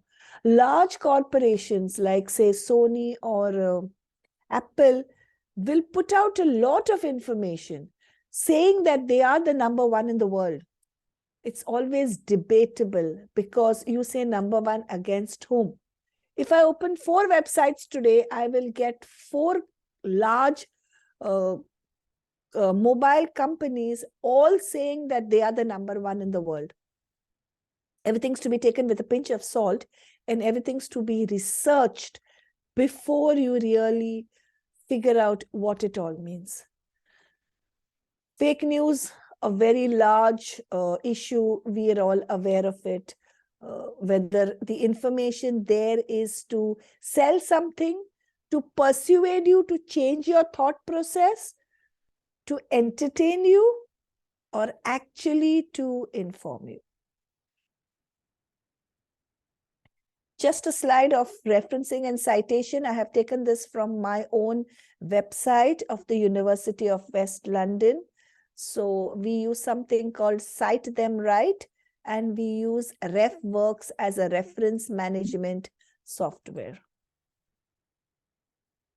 Touching on the other AI or academic integrity, the other bit is artificial intelligence. I've just put a few slides together. These are really basic, but just to give you an overview of what it all is. So a very basic definition of artificial intelligence. So it's the science of making machines that can think like humans. I think that itself was a very path-breaking innovation.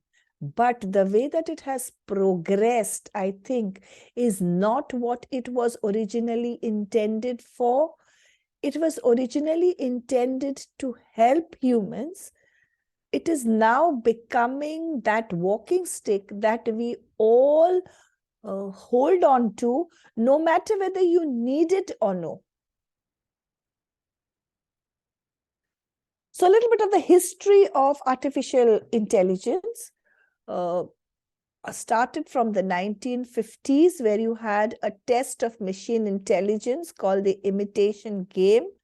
Well, checkers was the first game that was developed. It started from gaming. It always does. And then you go on to what is called the first workshop, the first use of the word, and how it actually came into popular usage. But if you look at this history of artificial intelligence, it is very interesting to see. And you have the history right up to 2022. So you can actually see the progress of artificial intelligence as we go along. Quick question. And just think about it. I think we have too many participants to do any interaction. But whether we remember the name of the IBM supercomputer that defeated the world chess champion, Garry Kasparov. This was a really big thing at that time.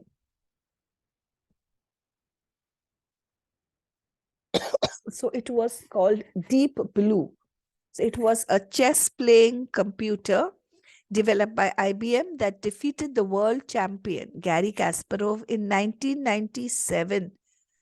Can you imagine how much we have progressed from that point? Getting a computer to defeat a human. We play games on our mobile all the time. I love my Candy Crush. I love my Sudoku. I love my bricks. I love all the games that I play on my mobile when I'm in the bus or train or waiting for someone. But do you realize the amount of innovation that has gone into making that? That's a bit of artificial intelligence, isn't it? It would be like playing against another human. Some things to take into consideration. I have put a couple of words here which actually are what artificial intelligence is all about.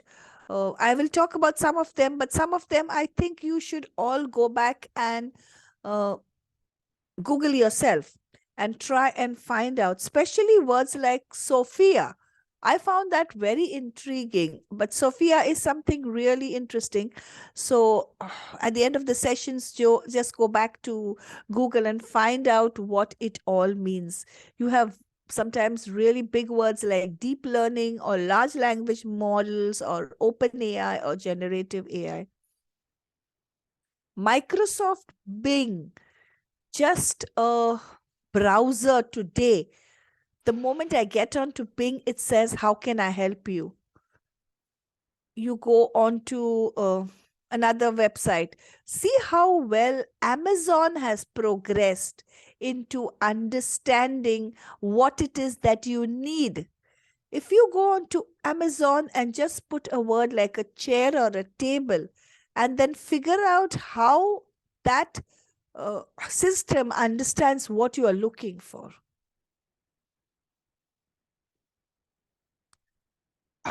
In your research, in your academics, why is artificial intelligence so important? Too much information, too little time. Complexities of language, access and accessibility. Is the information correct? Does this information answer my question? These are things you should be talking about when we are looking at artificial intelligence. Computers trained by humans to do things quickly and more efficiently than humans. I understand quickly and more efficiently. Is it always correctly? Well, you yourself know from your internet searches, you yourself know from when you're asking Alexa something. Ask about the weather, and then Alexa will give you so much more information that you don't want. It's an information overload. Just things to think about.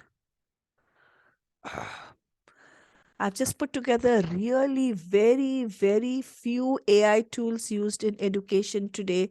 There are so many more. But I'm just going to talk about a few, and I found that some of them are really good. Do use Grammarly. A lot of my students use it when they do their research. They have found it really good, and they say it makes sense of the sentences that sometimes are all muddled up in your head.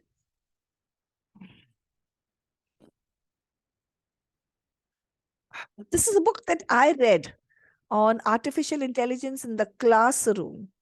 And I found it really interesting because it's got concrete examples of artificial intelligence in literature analysis and creative writing, in mathematics and problem solving, in foreign language learning, in historical investigations, all of these. If you can see, the photograph that I have used on this slide is of my cat. I generally use a lot of photographs of my cat in my presentations, not only to make my presentations interesting, but also to get away from being tempted to use images from the internet, which I might then forget to reference. It becomes a big copyright issue. And we've sometimes had, I worked in a public library in the UK for 4 years, and we often had legal tangles because people who used these images did not acknowledge where the image came from. And then we would have an email from the creator of that image saying, can you please take it off your website because actually it's not yours, it's ours.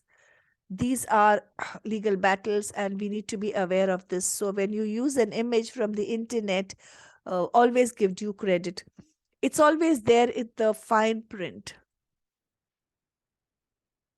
Just going to, on the last bit, talk about ChatGPT, a big buzzword in the academic industry, a big buzzword among students today. Really good, really efficient, but to be used ethically. So what ChatGPT really means is it is a conversational, generative, pre-trained transformer.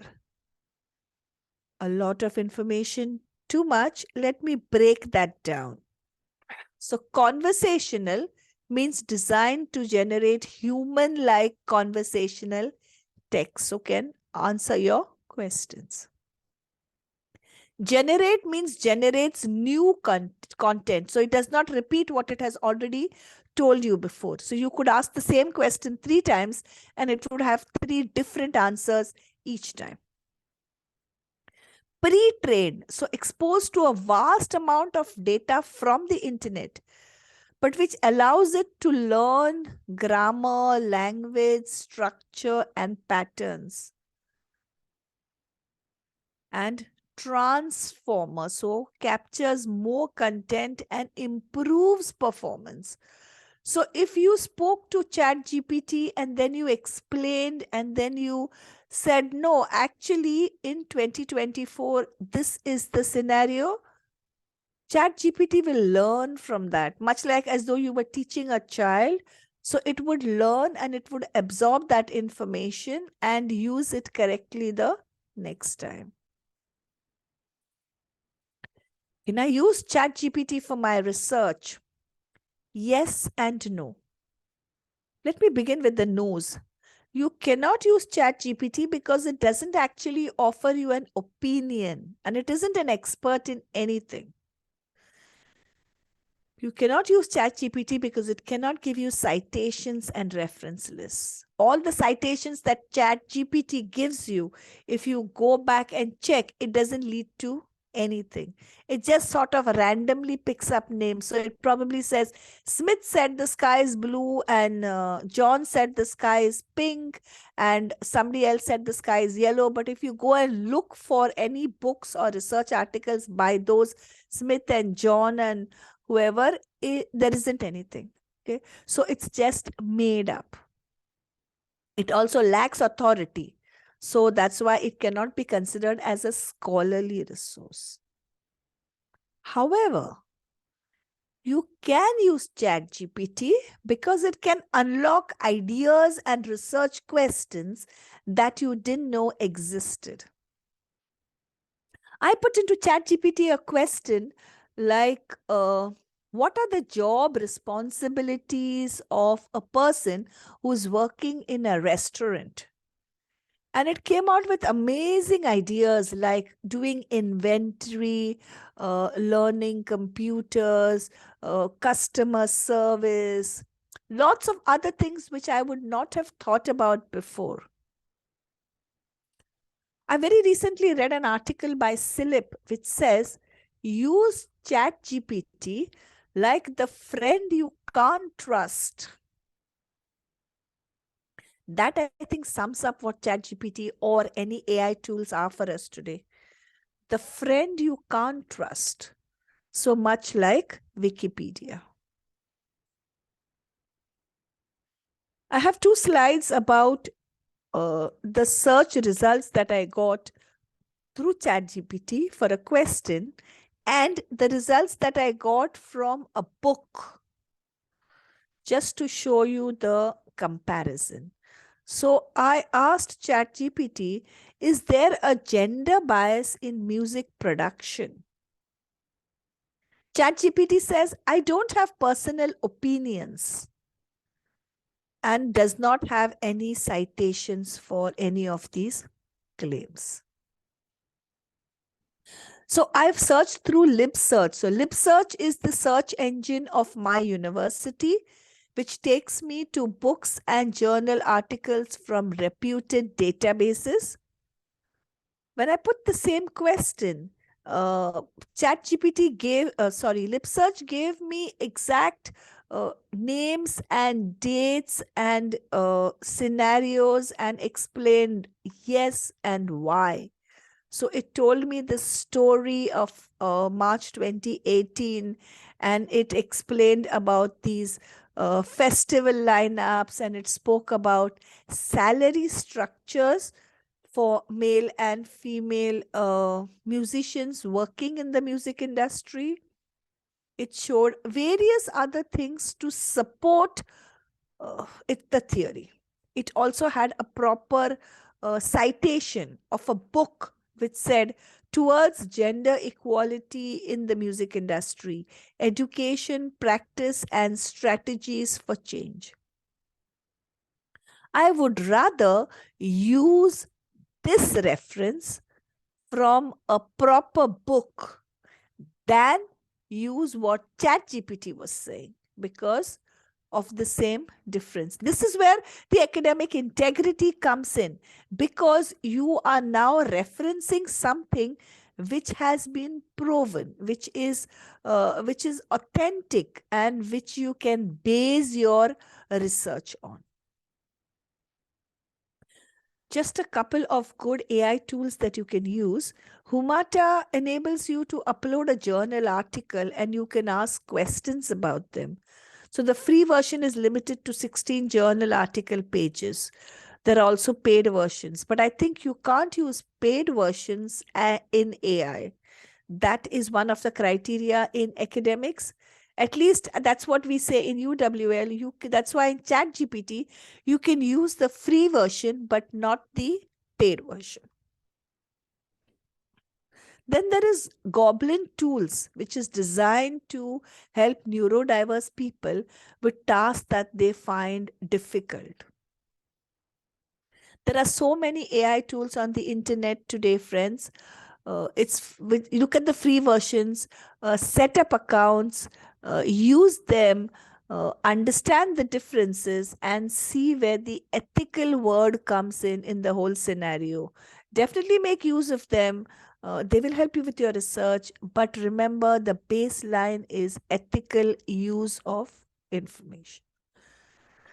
We asked Bing Chat image results for the image of a librarian, and this is what Bing came out with. Obviously, if you can see me talking, I do not look like any of these people on the internet, and it was just sort of generalizing. But if you can look, can you understand how Bing has sort of put your mind into a category of how a librarian should be? So a librarian should have glasses, according to Bing. A librarian should be formally smart, casually dressed. A librarian should always have books in their hand. A librarian should have should always say quiet, please, which is not what I do. So it's sort of biased, and it gets you thinking that if you think librarian, this is how a librarian should be like, which is not what most librarians are like. So the limitations of AI, moving on from the earlier slide, it is biased towards skin tones, languages, ethnicity, culture, gender. You need to look at free versus cost. When you look at images on the internet, if you are searching, say, for rose, and if you get 100 images of roses on the internet, if there is no, look for the free images. If there is no privacy policy available, avoid using those images or those tools. Do not share sensitive data. Look, we have a very strong policy of GDPR, and we have to be very aware of what information we are sharing with whom. Look at security and privacy settings and consider hallucinations, which in the artificial intelligence language means incorrect or misleading responses. Just put a few books which are really good about AI. If you can get a picture of the slide, do read this, because it's something that I found really interesting.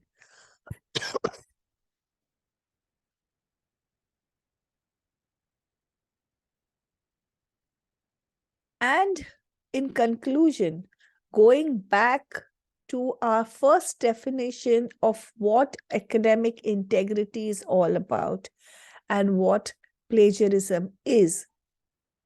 Academic integrity comes for 5 fundamental values.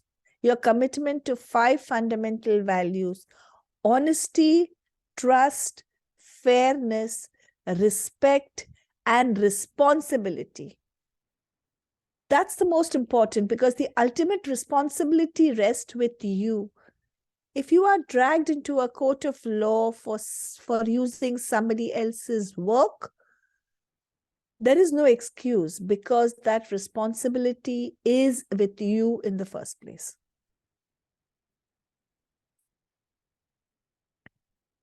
Thank you for giving me the opportunity to present here today and to add value to the profession. And best wishes for a successful career and an amazing future. Thank you.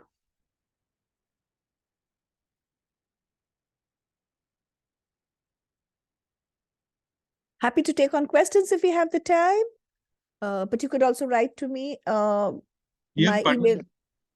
Dear participants, do you having some question regarding Janice Madam lecture? Dear participants, are you hearing me? Do you having some question regarding Janice Madam lecture? No, sir. Yes, Ravichandra sir. Do you having some question? No, sir, no questions. Janice ma'am, please your continuation. I was I was just concluding, and I was really happy to have this opportunity to share some Just thoughts 1 with minute, you madam. all. I Yes, sir. have one question. I am Dr. Yeah, sure. Anand Kasle Yes, sir. from JJ Advani Law College. Yes, sir. What is the current trends in UK about the research in law?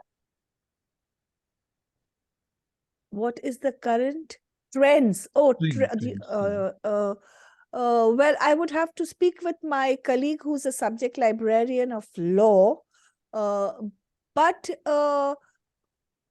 I think we are basing it on whatever is a global scenario more than a local thing today. Because when you talk about, well, I would talk about information when I'm talking about law, because law itself is such a broad subject.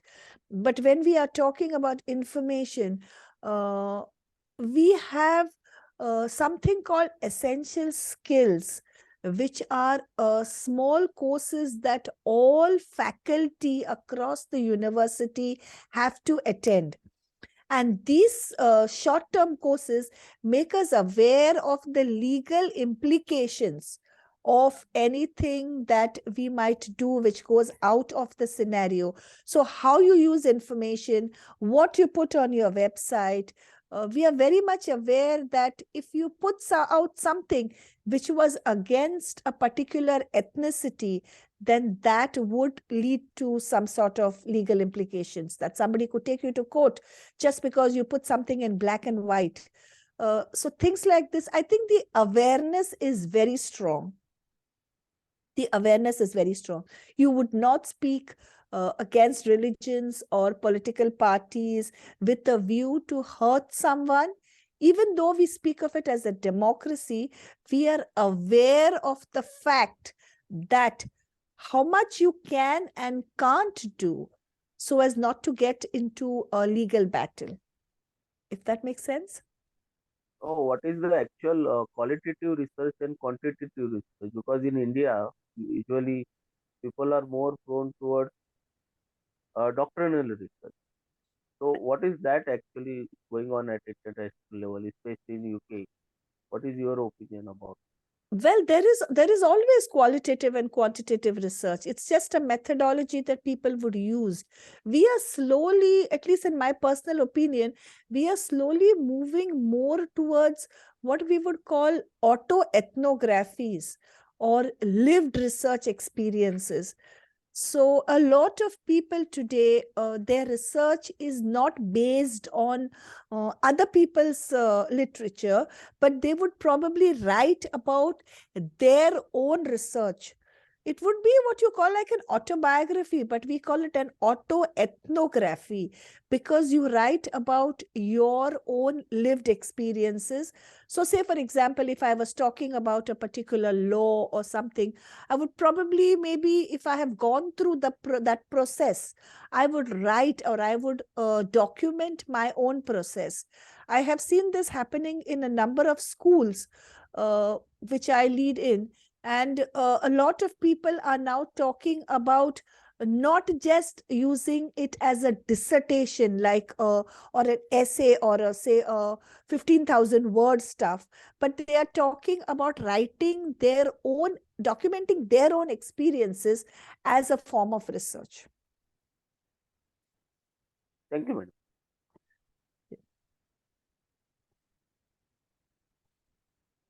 The world is changing, and unless you document your own experiences, you will not keep something for future generations. I think that's the sort of phase we are in today, a sort of a middle phase, because when we research, we are looking at what happened, say, 50 years ago.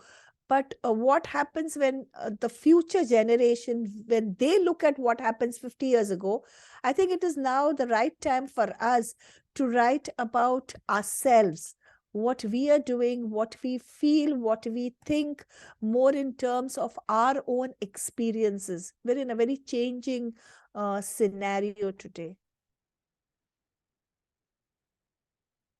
Thank you, madam. Very nice and informative lecture delivered by you, as usual. Again, thanks for behalf of Advani Law College, behalf of Sri Wagmar Brothers Event Management Company. Thanks. Thank The you. next, Thank you.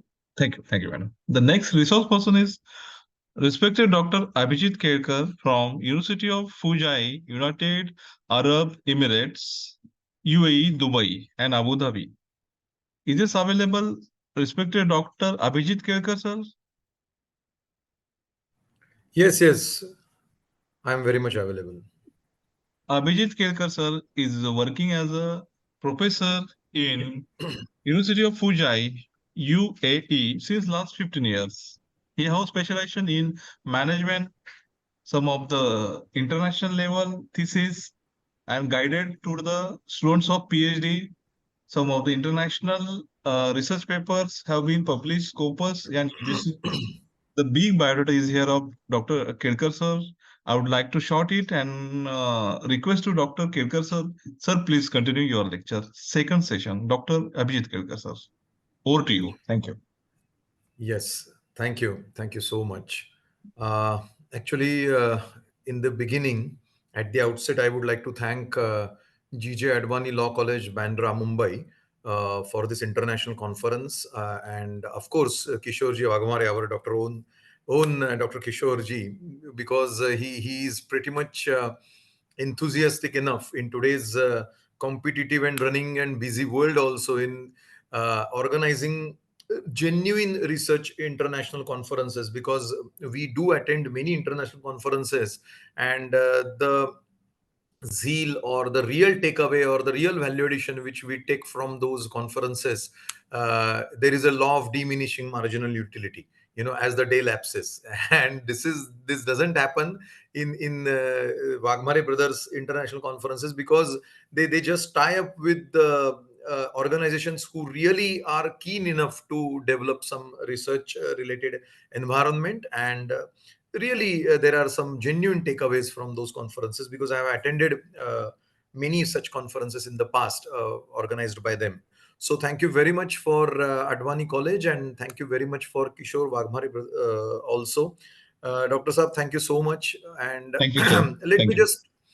let me just begin with because today's my topic is about smart and efficient research in today's world. That's what I'm going to talk about, because I'm not going to by the way, thanks to Dr. Janice, who has done a lot of my work already, because she has touched upon many things which I was about to. So thank you so much. But obviously I will not share the credit with you. Okay, so both of us will have the same kind of vote of thanks will not be shared with you, so mine will be separate. So just jokes apart, but thank you so much, Janice, for really a great session, because I was listening to it, and there were many such genuine factors, honestly, which I was about to share with all of you. So friends, some of you I could see from the list of attendees who are already PhD holders. Some of you are already doing, and some of you could be not really doing PhD, but just out of knowledge or out of, I would say, enthusiasm, or out of just hunger to get some new perspectives towards what is this research and when is it been done. Is it a mandatory thing? Is it by choice, or is it by chance, or is it by force? Such kind of things. So some of you could not be having any kind of compulsory research as such, but out of just to get the knowledge, you might be attending that. But I will try to sum it up in next half an hour, or 35 or 40 minutes, I would say, to touch upon some uh, smart and efficient ways of research.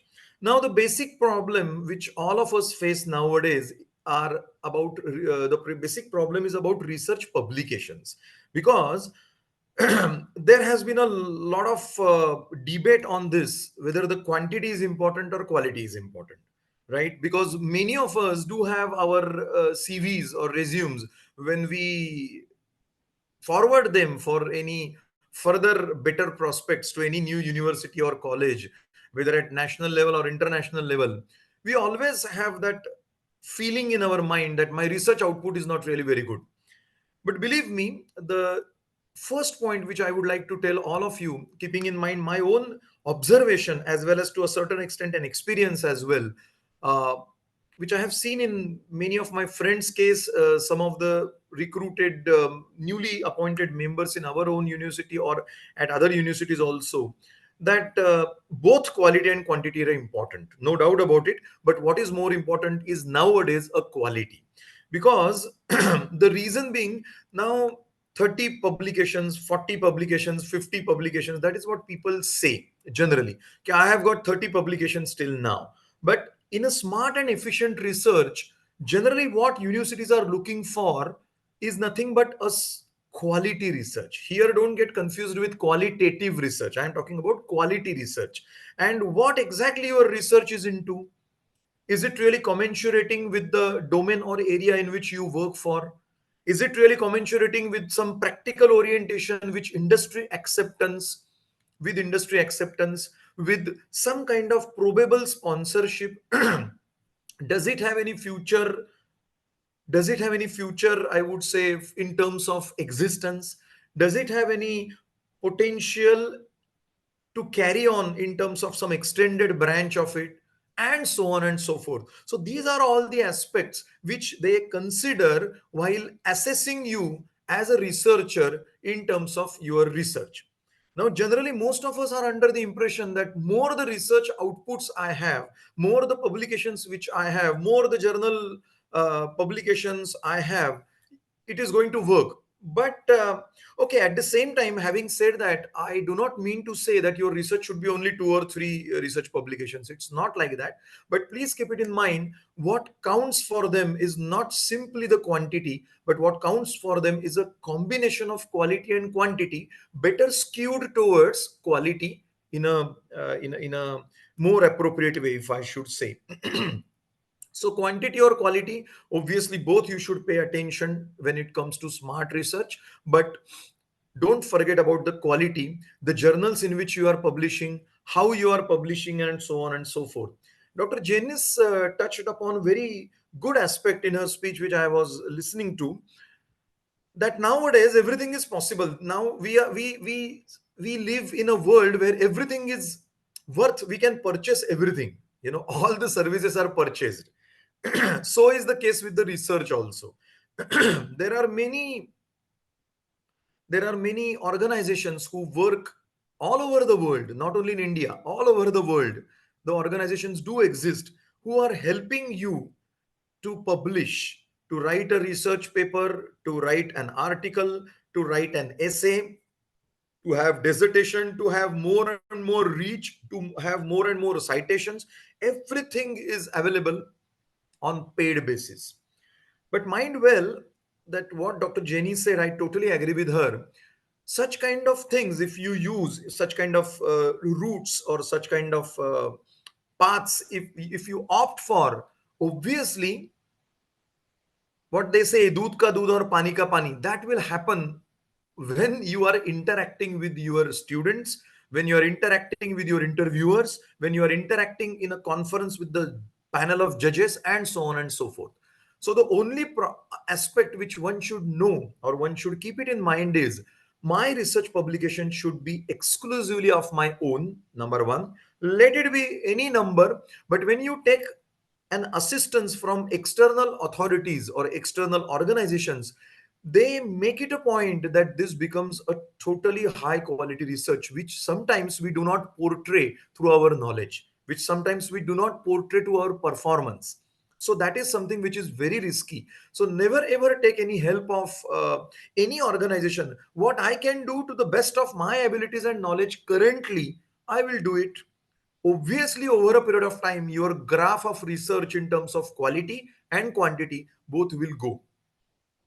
So please keep it in mind that such kind of external agencies will keep you to a certain height in terms of your research outputs. But if your conversations, if your sessions, if your I would say teaching pedagogies or researching pedagogies, or if your lectures do not portray that, perhaps the audience is wise enough nowadays to understand how do you research and with whose help or on your own.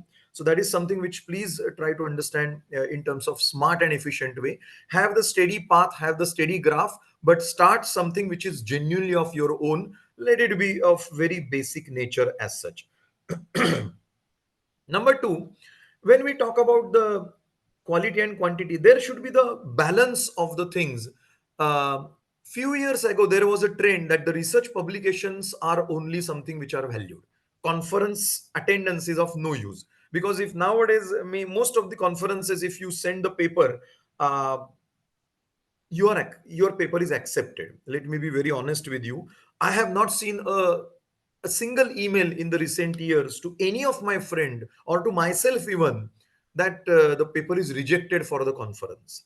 Now there can be many reasons behind that. Let us not go into the details, because the main aspect is a financial aspect. But the fact remains that any national or international conference you have, all the papers are always accepted, come what may, whatever paper your quality portrays, your paper, whatever quality it portrays, whatever content, whatever the research title, and all these things, having said, all the conferences are accepting all the papers. Then the reason being, that way you will be definitely having a more number of conferences as compared to your publications, because to get an access to the conference is much more easy task, but to present in the conference is perhaps the most difficult, because it's a live performance. You have to portray something in that particular point of time. When it comes to research publication in the journals, obviously you have got a lot of time. Journal authorities will come back to you that do some these changes, we didn't get something out of this, so there is a scope for some improvement. But when it comes to conference, once your paper is selected, perhaps it is the open ground for you, and the day of presentation you should be able to convey, it should be worth of presentation. So have the balance of conferences, seminars, live projects, and research publications. Smart and efficient research, I do not mean to say only the research paper publications in the journals, but what I mean to say is there should be a balanced approach of what you learn through conferences, what you learn through the training sessions or consultancy assignments for your colleges or respective universities. So training sessions, seminars, conferences, workshops, and so on and so forth, along with the research publications in the journals. Now I will come to the research publications as such. Now there is a trend that people have started thinking that if I am not publishing in the Scopus indexed publication, perhaps my research is useless. I am of no use. I am nowhere placed in the research community, and basically my life is really useless. To be very, just to make it on a joke, that mine is not a Scopus indexed publication. It means it is gone. My research is zero. To be very honest with you, please let me tell you, whether the assessor will take you or assessor will assess you from the Scopus indexed angle or not depends on at what level of research you are currently. If you are a beginner, perhaps don't go for Scopus indexed publication. And there comes the point which Dr. Jenice has portrayed in her speech, that there are many organizations which will help you to publish your research in the Scopus indexed publication. But it is just like the case wherein I'm just wearing a very costly Swiss watch, but I don't know how to look at the time, how to check the time. So if anyone asks me the time, what is the time currently, I will tell him that you also watch the time and let me know also what is the current time, but I am wearing that watch. So that kind of stuff shouldn't happen at all. So start with the very basic journals. No problem if even if it is not Scopus indexed, because Scopus indexed or ABC or Q1, Q2, even in Scopus indexed journals also, Q4 is something which is a beginner's level. Q1 is not everybody else's cup of tea. Q1 is often rejecting many good research papers. So Q1 is again the target which we have to keep in the long run. So when we say that if it is a Scopus indexed publication, whether it is Q1, Q2, Q3, Q4, and at what level, that is also the question which is going to emerge. But to begin with, start with some local national journal. That will give you enough confidence to have, yes, I have written something on my own, genuinely following some basic research structure, and it is getting published. That's it. So I have got something which is published, which could be read at very national and local level, not a problem. But I have got some confidence in that. Over a period of time, you can increase your own graph, enhance your own graph. Perhaps if you are a researcher for last 10 years or 15 years and you do not have any scopus indexed publication, assessor is going to look at you from the different angle. But if you are a researcher, if you have become a researcher recently, if you have started learning what is this research process and so on and so forth, perhaps nobody is going to expect from you scopus indexed publication.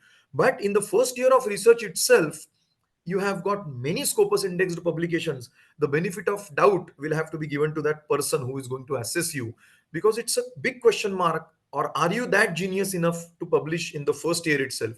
So have the steady graph, have the steady and slow and stable career path in terms of research, and that will help you, because the assessor will definitely look at your research outputs also, that in the beginning he was participating or he was writing some case studies or small caselets or book chapters, book reviews in the beginning at some local journals. Over a period of time, he has come up with national, international conference publications. Over a period of time, international journals, then ABC list, this, that, and then finally touching up or going into the class of Scopus indexed.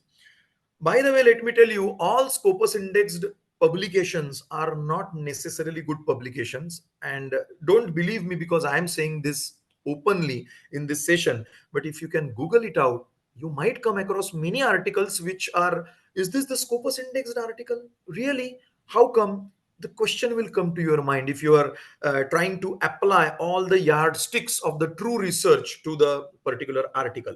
Well, I don't want to comment on that. I'm not really competent enough to comment on that quality. But I mean to say a question mark often comes to your mind.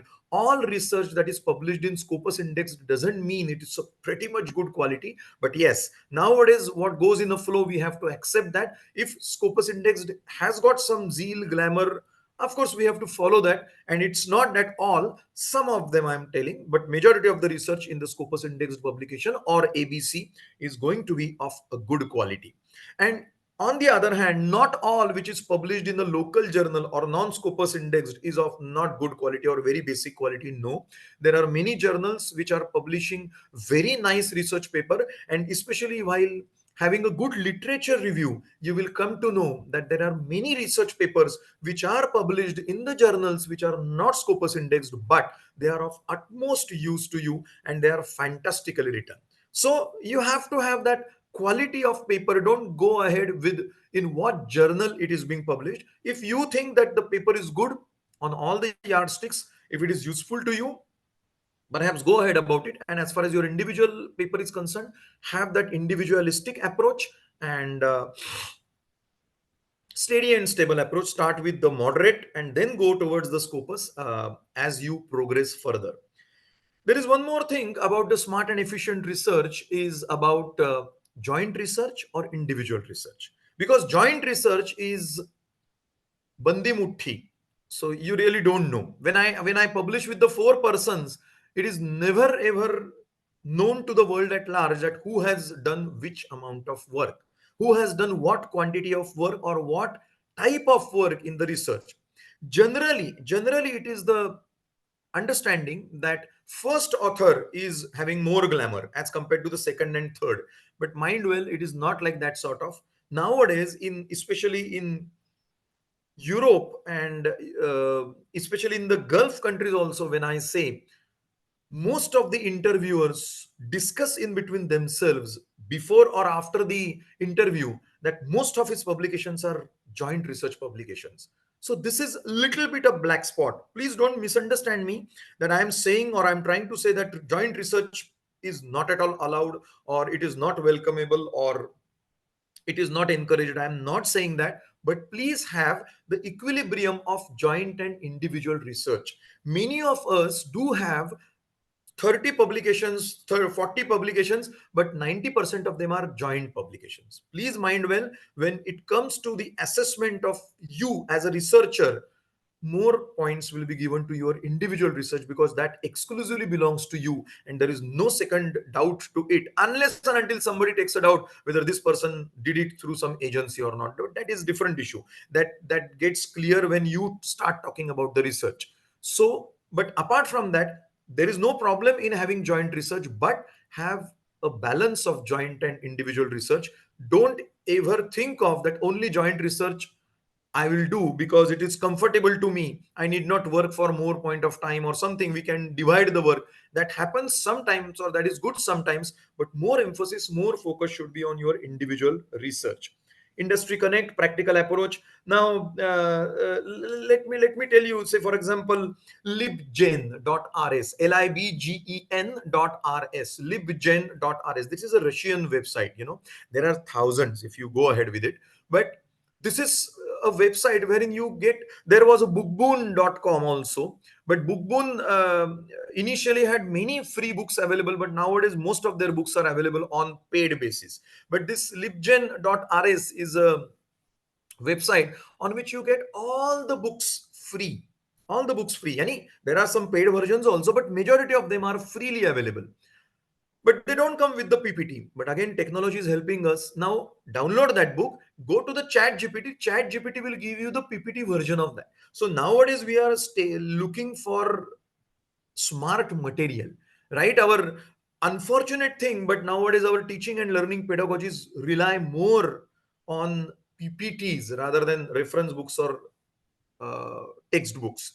We don't offer the textbooks. We don't offer the textbooks. We don't refer the textbooks. Most of us are teaching on the basis of PPTs only. Even if in your course material plan or in your course materials, even if you upload that textbook or reference book, not a single student is ready to look at it. Everybody is interested in PPT only.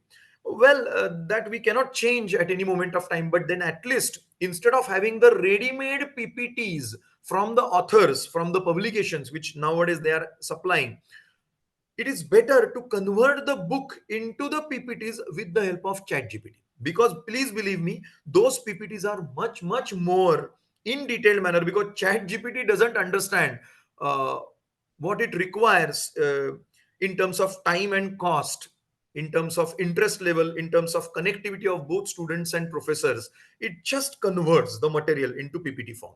So moral of the story, if you try to convert those books into the PPTs, it is extensive version of the book into the PPTs, which students will also like, but at the same time, it will be extensive, it will be in depth. So that depth and width of the things will be there. Practical approach should be there.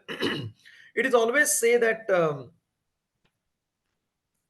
in degrees and certificates take you to the interview room, but what gives you the job is your knowledge, confidence, communication skills, overall conviction, and so on and so forth. So what kind of publications I have, what kind of journals I have published into, what kind of conferences I have attended, what kind of overall research outputs which I show is something which is going to create that awe or zeal or glamour about myself. But people will start liking what I talk only and only when I portray what I have done genuinely. And that is the reason why it is very important for us to understand that please convey our research through our teaching. Please convey our research through our conversation. Please convey our research through our training, consultancy, whatever areas which you are specialized into. Because unless and until we do that, people are not going to understand what we talk. Otherwise, we will be talking only those routine things which people already know. So have the research outputs, have something which is just share with the students or attendees to a largest extent your own research outputs, or quote somebody whose research paper you have currently come across. The reason being, people will start exploring in order to show that I am also studying, or in order to check what you said is a correct thing or wrong. But challenge the people with quoting something else so that they will also challenge us by referring something else. And this is how the overall stream of research will come across. Otherwise, we will do our research only for the sake of tick mark, compliance, that I have done from assistant to associate, from associate to, and so on and so forth, to step up that ladder. But that ladder will be stepped up by us in real sense when we do the research very nicely. One more aspect in smart and efficient research which I would like to tell all of you, especially in the Scopus indexed journals, those who are publishing in Scopus indexed journals, even I do publish. honestly, with to share with all of you, not all my research publications are Scopus indexed. Obviously not possible only. But yes, some of them are there, some of them are coming, some of them cannot, some of them need not, and it so we should be aware of what I'm writing, whether it is worthy of getting published.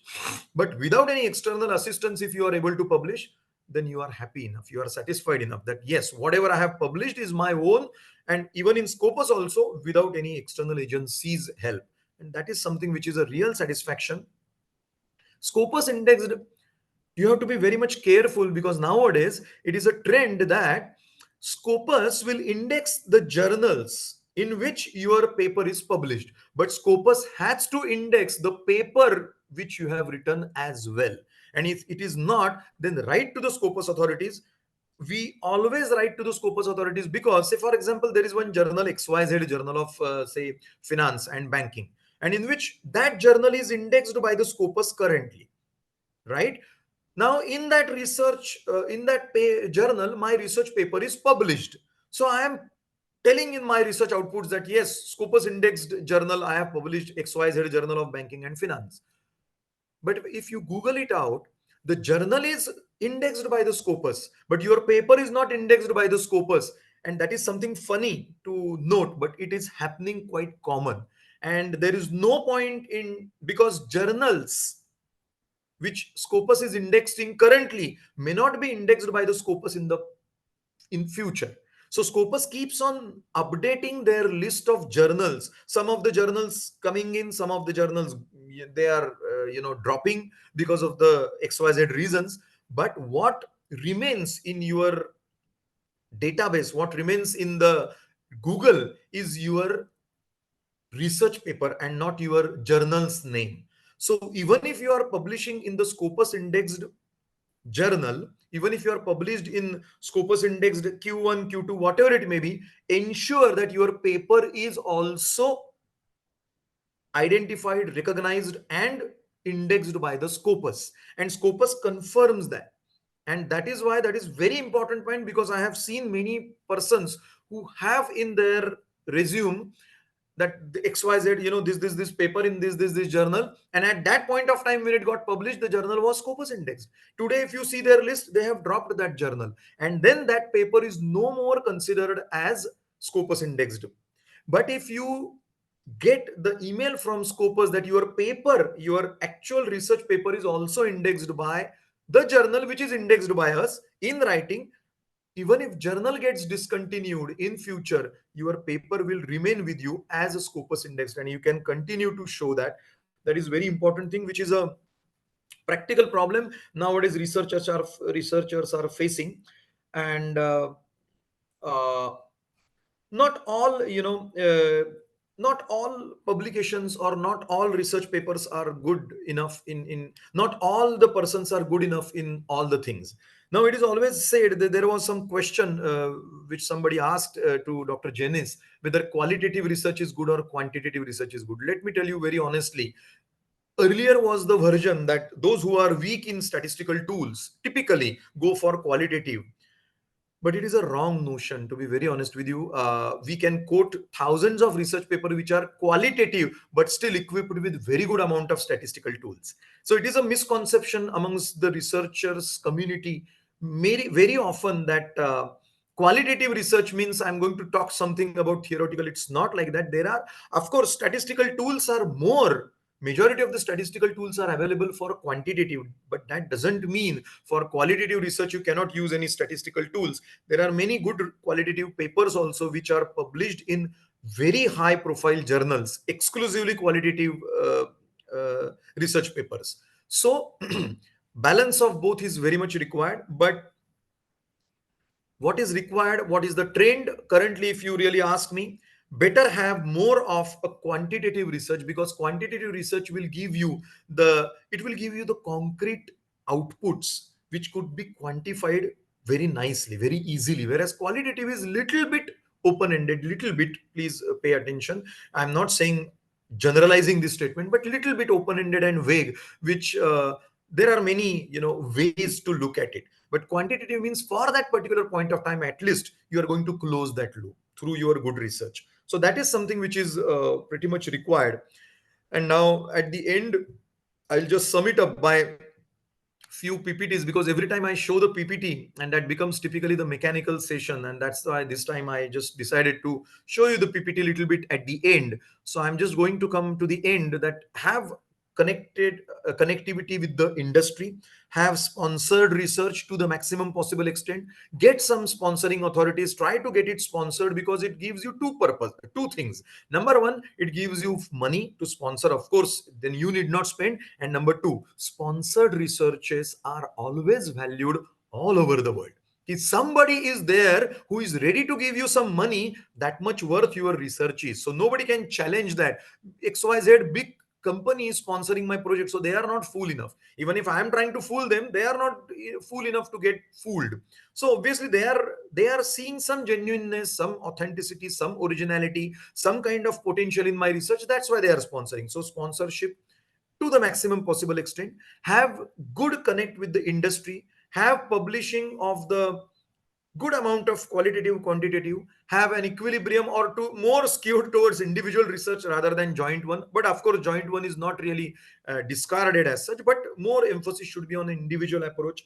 Go steady and stable path, with the stable path from basic level journals, articles, book reviews, case slates, case studies, to Scopus indexed and all high level things. Scaling indexed, not only indexed journals, but please mind well that get your paper also indexed from the Scopus. There is a procedure for that. Use some websites which can convert the PPTs for your students. Challenge them, tell them to challenge you, because unless and until we read a lot, we will not be able to convey that to our students. And when they will read a lot, they will try to challenge us, and this is how the knowledge stream will go up. Have the breakup of your own research in terms of good quality, moderate quality, high quality in your own eyes. Be individualistic, don't take help of any external agencies to the maximum possible extent, because that is going to give you a good confidence, towards whatever you have done. Let it be of very low quality, but it is your own work. Because if somebody is doing it something for you, let it be of very high quality, but you are not going to portray that through your knowledge or through your talking, and it is of no use ultimately at the end of the day. And finally, whether we take the research by force, by choice, or by chance. So if we take it by force just for the compliance, for tick mark, kya kare ab, PhD kar rahe hain to karna hi padega, then it is not going to work. But if it is by choice, ki nahi, I have to do it, yani I like to do it, I love to do it, let me begin my journey of research, perhaps it will happen by chance over a period of time. That much you will be an expert researcher. And it's a continuous process. Nobody can challenge that now everything is done for me as a researcher. It's a continuous process. We don't know many things, so we keep on coming across the many different parts of the research in future as the journey progresses. So happy researching to all of you. And we'll just show you some symbolic pictures to end my conversation with all of you. Actually it was one-way conversation, you can say. But Kishorji, can I share? Please continue, sir. Yeah, can I share my PPT? Yes, please continue. Yeah, okay, Share fine. the screen. Okay, Upload. okay, fine. Just a minute.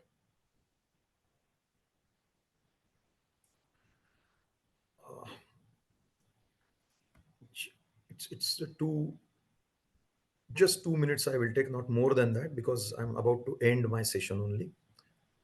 Just window, yeah.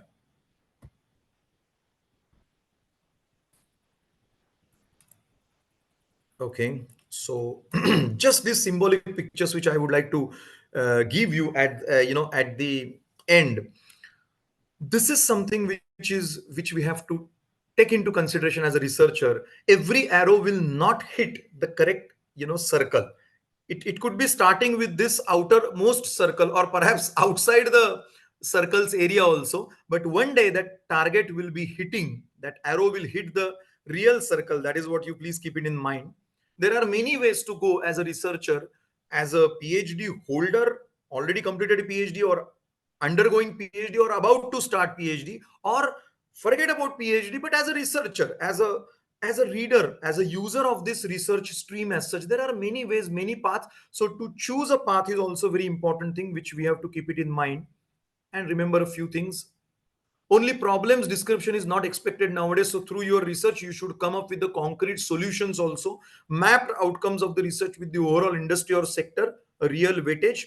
Old wine in new bottle, gone are the days. So don't go for those research topics which are very, very well, very well researched by many authors previously, because there is not going to come out something which, unless and until we are too genius or our research is too high level, which generally doesn't happen. So go for some unique creativity based topic, and which will give you enough satisfaction and which will give enough acceptability by the industry. Creativity and innovativeness, no more crucial but major prerequisites for acceptability of the research. So keep it in mind. Unless and until you do that, it is not going to work for you. So happy researching to each and every person. And in general, if you are having any question, you can tell me. Of course, there is going to be uh,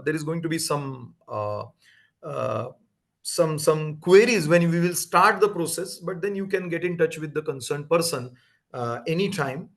Instead of focusing on typically a research design and questionnaire and data collection, primary, secondary, parametric test, non-parametric test, I didn't touch upon all these concepts because you are going to have technical sessions. I just wanted to give you a overall overview, I would say, of the research. So thank you very much, and I hope you got something out of it. Thanks, sir.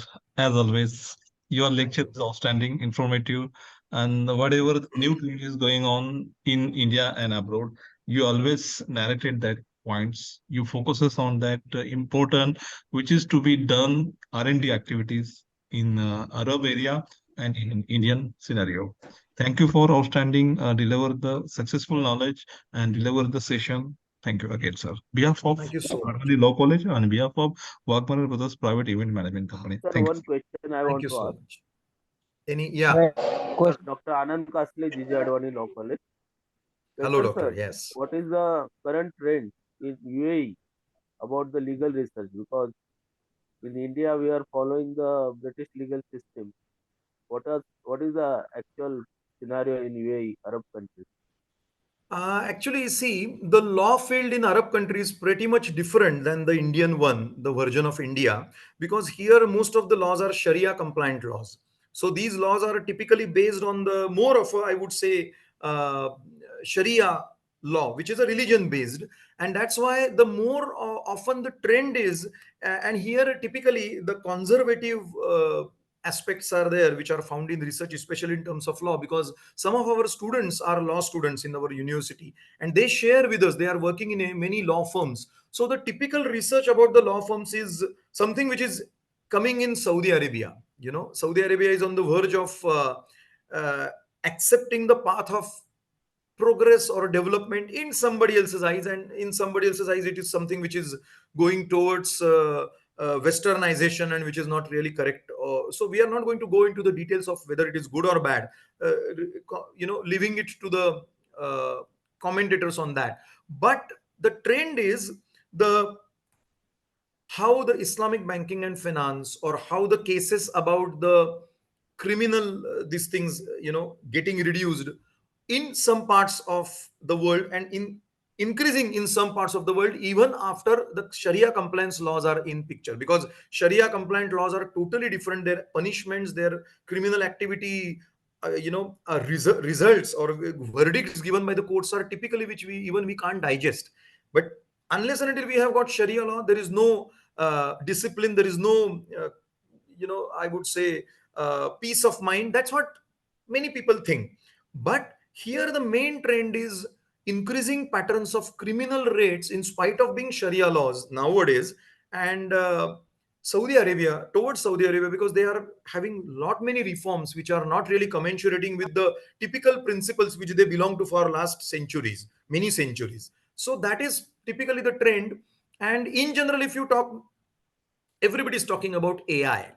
Let it be marketing based, let it be finance based, let it be HR based, because everybody has got role to play in AI. So artificial intelligence, fintech is something, financial technology is something which people are, machine learning, Python, Excel, R, everybody is talking about that, which is a current trend, in addition to our typical conventional topics like working capital, financial management and profitability ratios, frauds and financial shenanigans in the banks, in the corporate world, then corporate disclosures and corporate governance, and so on and so forth. Thank you, sir. I hope I gave your answer. Thank you.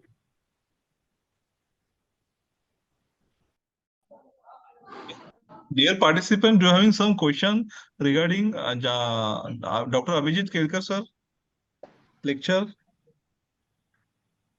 Sir, I Yes, am sir. requested Abhijit.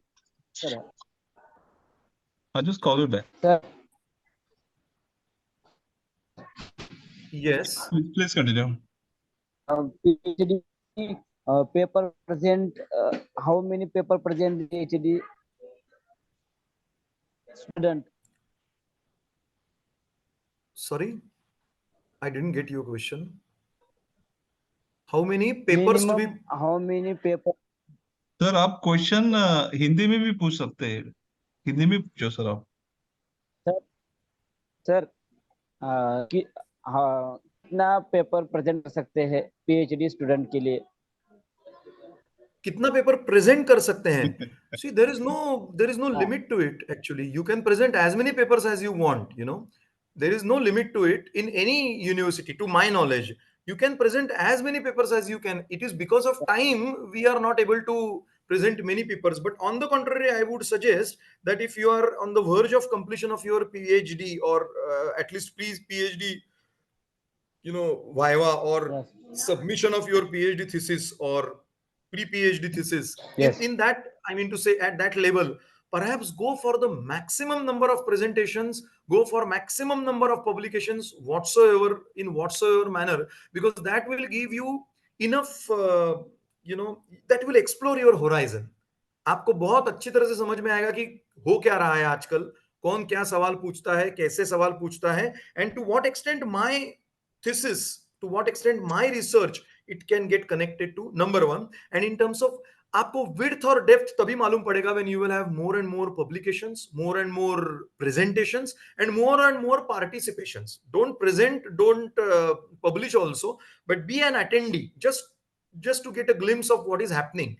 That will also give you enough amount of this thing. But as far as minimum number is concerned, there is no such number, at least to my knowledge. You can have as many publications and presentations before your PhD. Nobody stops you.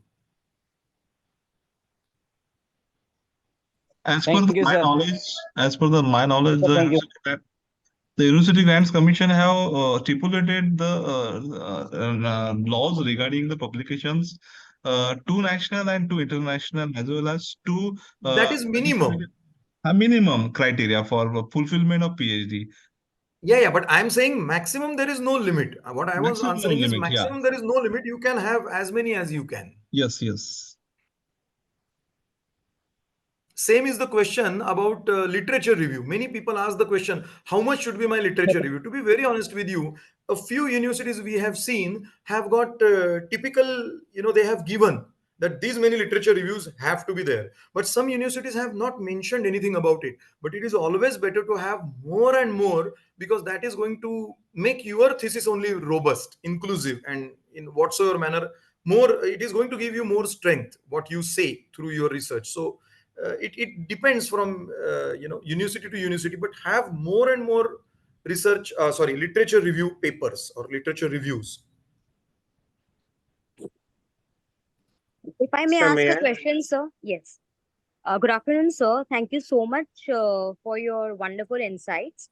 I am a Thank you. PhD research scholar, and now I'm just towards the verge of, completing my thesis. So I have two questions in my mind. First is that, sir, in India, we basically prefer, UGC care listed journal is preferred as a part of PhD also. So I have already published, around 20 papers, out of which 4 papers are of UGC care, which I did in my just PhD duration. But when I saw it, off lately only, the journal it says that the journal is discontinued. So is my paper, I mean, whatever I've published, is it worth, or I mean, it is like of no use? I wanted to know this. Correct. See, that is the point which I just conveyed to all of you in my session, that it is happening quite common with many of us, and that is the reason why nowadays, at least what is the practice in our university, is when the research paper gets published in Scopus Index Journal, we immediately communicate with the Scopus authorities also, that this so and so journal is indexed by you, and I have published this research paper, but please index my research paper also. And they do that. They respond it very late, of course, because all over the world they keep on getting such things. But it is equally important to get your research paper indexed from the Scopus authorities, rather than only relying on the journal, because journal might get discontinued, and thereafter, see, the building in which you are staying, it is just like my building is approved by municipality, but your flat should also be approved by the municipality. Otherwise, if the building gets discontinued, you will have to vacate your flat, kind of stuff, in short. Yeah. So The it thing is is, that's whatever yes. is the future, you can get in touch with the Scopus authorities and just communicate it to them, that this is what. But generally, to my knowledge, maybe because I have come across such cases, at least in UAE, some universities have really just said that we don't recognize it because your journal is discontinued, so it is not Scopus. Of course, we recognize it as publication, no doubt, but not Scopus. So better remove that Scopus indexed word, because it is no more in their list. But if the paper is indexed, nobody can deny that. Even if the journal is discontinued, your paper was recognized by Scopus. You can always say that. Yeah, the paper is recognized by UGC. This is what I mean. See, we whatever information we get, no, that see normally we publish in conferences only. Like XYZ college is having a conference and we send our papers. So through that college, we have got the journal, we have got the certificate. Apart from that, whether this is indexed or not, we are not able to understand or get the knowledge of That's it. what. Correct. That is what. But we So should be individually, careful we about have to henceforth contain. at least. Yeah, what we have to do? If you see, you go to the Scopus, there is a communication email for the Scopus. I don't recollect that email actually, but if you go to the Scopus website, there is a communication for the index session. So there you Okay. can communicate directly. You send them an email. I'm talking about Scopus. UGC, you'll have to have the Yeah. separate communication. But for Scopus, and then they revert back. Yes, this journal is still continued by us, and your paper is also indexed by us. That remains as a proof forever for you. Let it be. Yani, your fate of your research paper should not be decided by the fate of the journal in which you are publishing. In short, PPT because session entire is आपकी मेहनत पूरी पानी में चली जाती है अगर आपका जर्नल ही डिसकंटिन्यू हो जाता है, बिकॉज सामने वाला एसेसर बोलेगा ये नहीं है स्कोपस इंडेक्स, तो आपका स्कोपस इंडेक्स नहीं है. अरे भाई लेकिन तब तो था ना, तो what is my problem with this? But that is something which is happening very commonly. So the Yes. same way you can contact UGC also. I hope that they will guide you. But I The have not come across any UGC kind next of stuff. session So is to be continued, sir. Thank you, sir. thank you so Behalf much. of Hello. Yeah. Advani Hello. Law College. Excuse me. Hello. Hello. Yes, I have one question. Please continue. Yeah. Sir, as the language affect on the paper submission, as it is that paper is in Marathi or Hindi or in English, is the medium of that paper submission? Is it affect on that paper's quality or paper's Not weight? No, not really. But see, to be very honest with you, even I am a Maharashtrian, okay, so I also speak Marathi. But to be very honest with you, if you have to have the international recognition, perhaps English is the only language in which it is preferable to write your research papers and so on. Even though language-wise there is no bar as such, but journals will not accept any international journal of high peer-reviewed, highly peer-reviewed, double peer-reviewed, and Scopus Index will not accept that, or it will not have the global recognition. Okay. Thank you, sir. Thank you, sir, for outstanding lecture. Behalf of Thank you so much. Advani Law College, behalf of Akbari Brothers Event Management Company, very thank you for delivering such a My good, pleasure. Thank you so much, informative, Varma and ji. outstanding knowledge as ever, sir. Thank you for supporting. Thank you, sir. Thanks a lot. Next PPT session will be go and start within 10 minutes. we will take a 10 minutes break. Stay us. Please wait for 10 minutes. We take a 10 minutes break only. Thank you. Thank you, sir.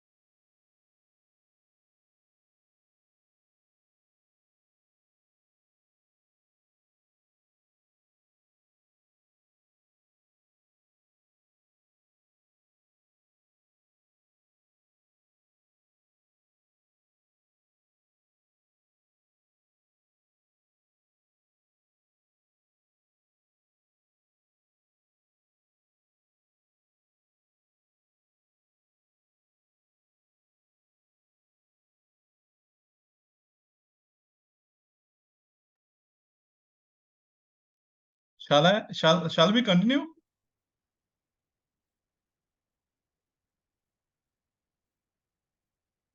Hello.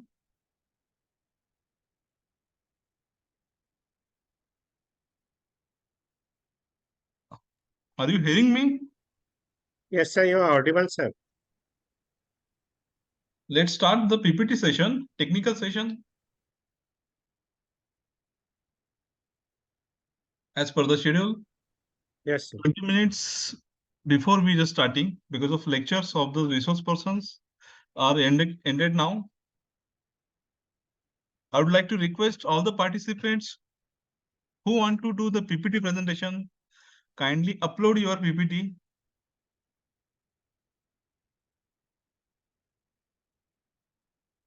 Dear participants, Hello.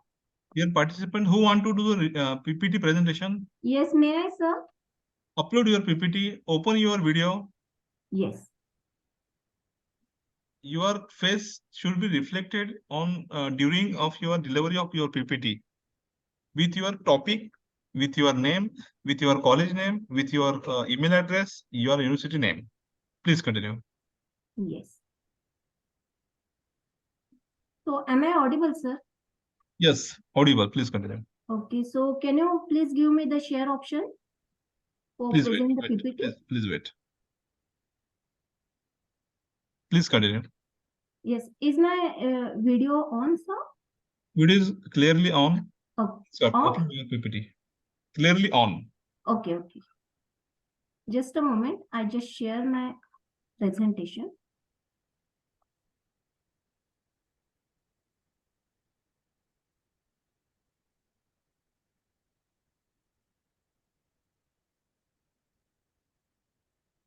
Visible. Please continue.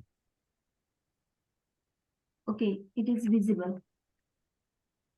Yeah, just a moment.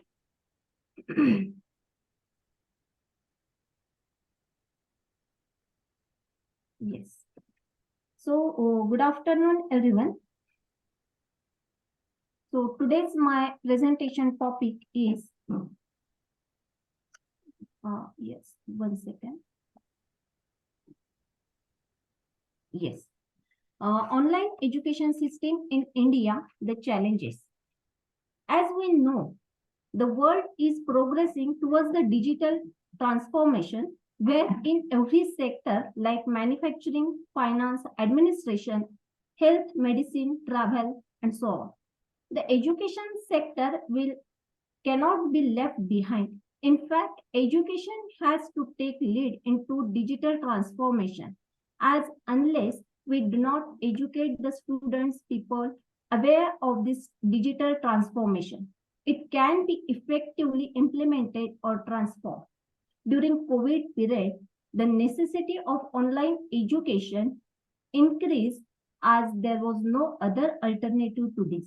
But the impact or compulsion to move to online education was so sudden that many of the participants, be it as a student or teacher or parents, could not get themselves ready to the new way of education. So as we know, there are constant changes in technology.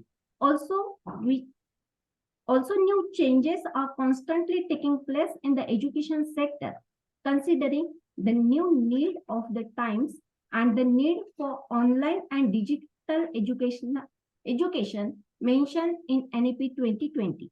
We can estimate how much the need for online and digital education is in a developing country like India.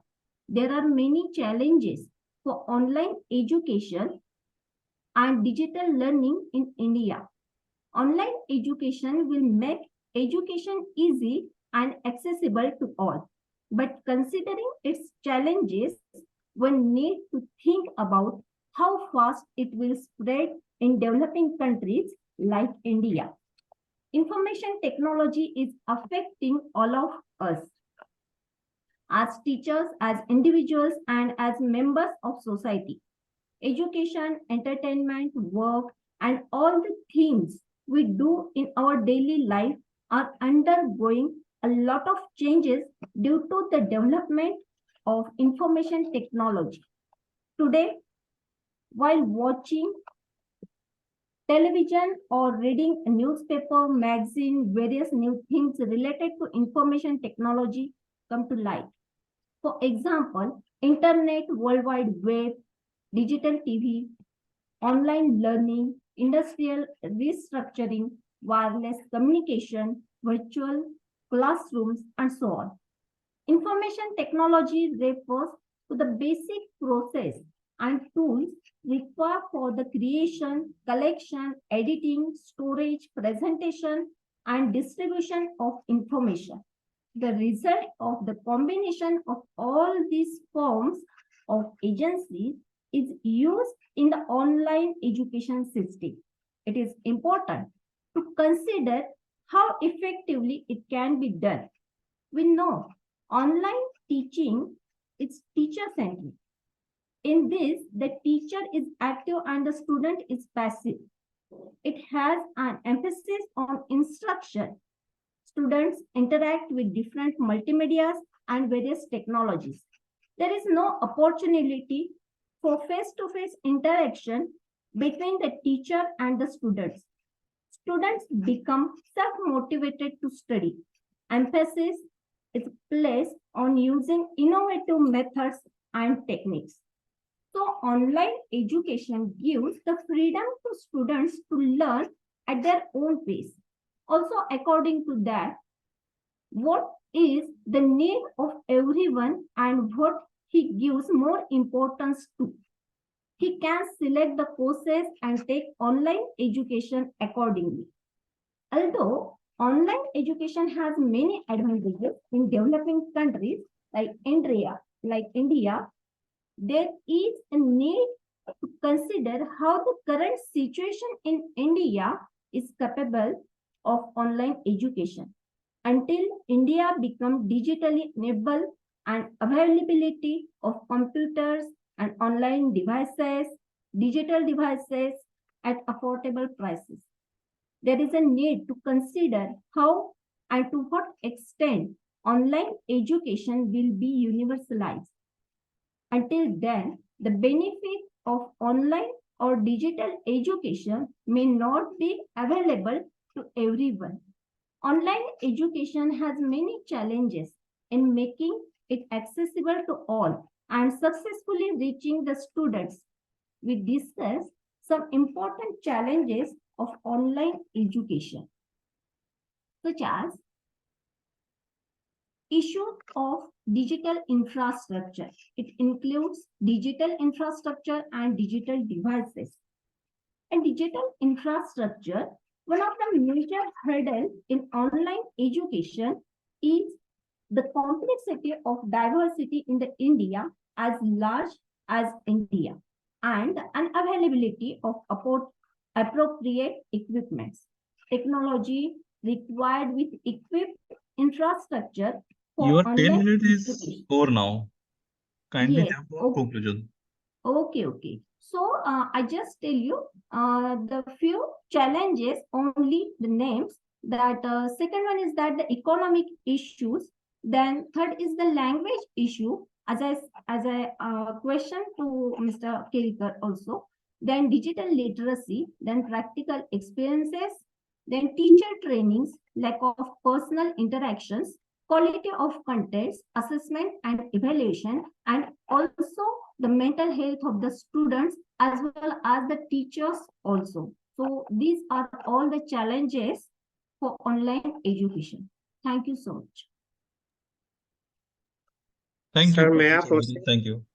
Who want to do the next presentation, PPT? Sir, may I do? Dr. Santani from Advani Law College. Please continue, sir.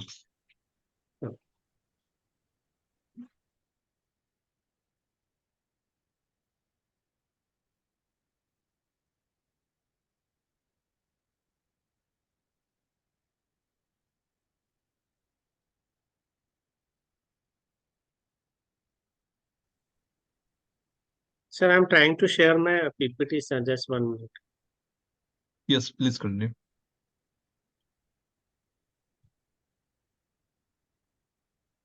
Sir, my PPT is visible, sir? It is visible. Please continue. Yeah. Thank you so much, sir, for giving this opportunity. So, being a law student, I would like to discuss about, I have covered the point of legal education of India with special reference to legal education. Challenges, issues, opportunity in 21st century. So I had covered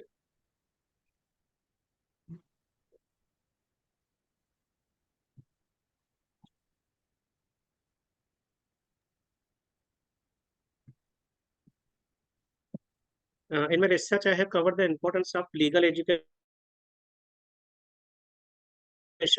in transforming society, because everywhere law is involved. We cannot separate the law from any sector of the society. All social disciplines, let it be political, social, moral, educations, even right from the AI and elections, everything, the legal institutions are involved. So ultimately, legal educations are directing the course of changes in the society, and the society is affecting the law, legal educations. The laws are operating inside in a society rather than in isolation, and society is frequently based upon values, making hard, cold logic impossible to get applicable in all circumstances. We cannot separate the law from society, and the society is affecting the legal educations in many aspects.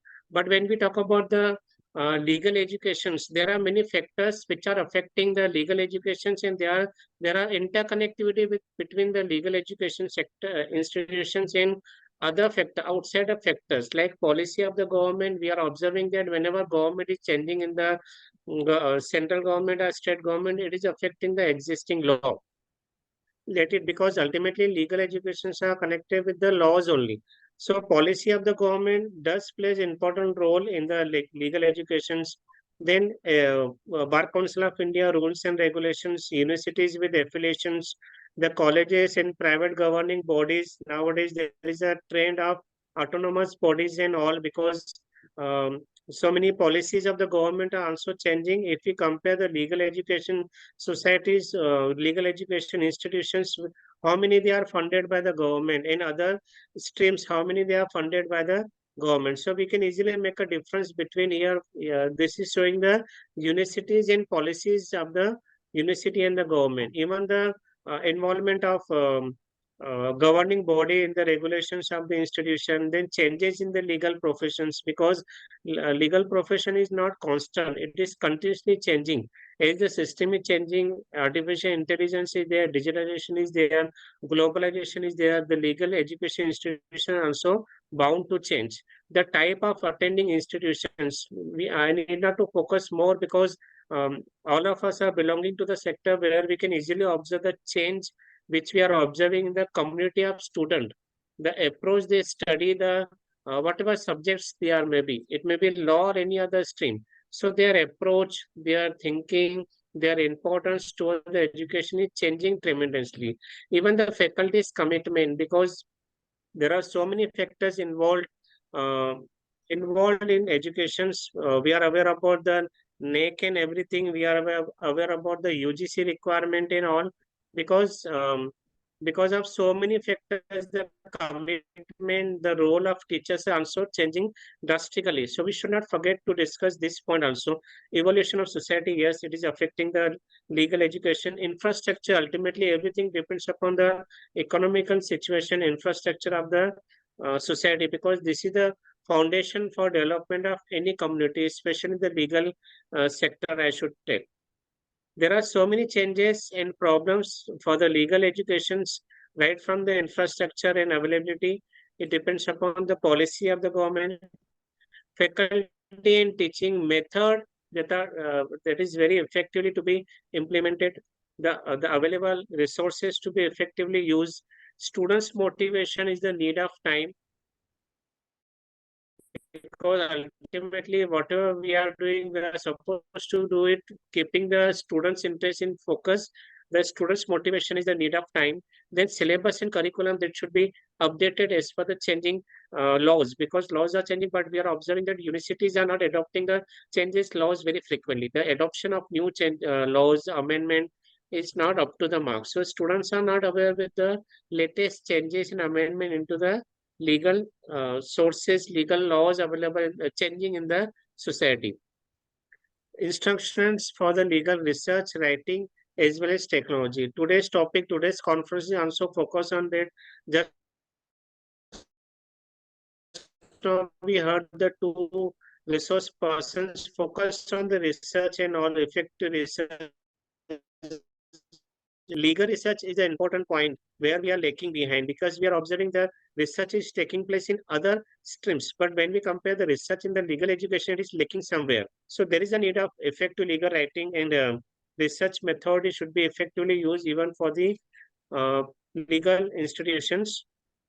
The last point I would like to cover here during my presentation is there should be some basic goals for every legal educations, like commitment of legal education institutions, because legal education institutions are being governed, regulated by many bosses. There are so many regulatory authorities, right from the government, UGC, CET is there, Bar Council is there, management is there.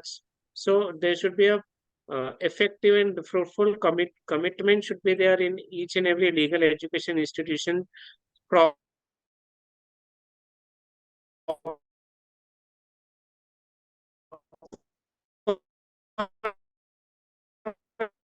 best tie-up and MOUs with agencies, academics, and importance of public, because here the role of legal education, the role of legal aid, it should be covered, because keeping the students only limited to the academics is not serving the purpose nowadays. There should be a proper balance between the theoretical aspect and the practical aspect, which includes the legal aid, awareness camps and all, and surveys from the law point of view. Employability is very important aspect which we should not forget. Any no doubt, educations we cannot compare that. Education should be always focused on the money, but the employability is something which cannot be neglected nowadays. It depends upon the quality of the educations ultimately, which is resulting into the employability aspect of the students. So the it should be included. I have covered many recommendations and aspect in my research paper, which I cannot cover here, looking at the constraint of time limit. Even the important point I would like to cover here, last point regarding representation, is important stakeholder in overall social transformation. Legal education institutions have to take part in every decision-making policies, because it is legal education institutions are very important stakeholders for the social transformation. So it is a time when the institution should take sumoto participation as an important stakeholder for diverting the society, because there is interconnectivity between the society transformation and the legal education. With these suggestions, I would like to wind up my short presentation here. Thank you so much. Thank you, sir. Nice presentation. Thank you. Next, who would like to next PPT presentation? Dear participants. Dear participants, who want to do the next presentation?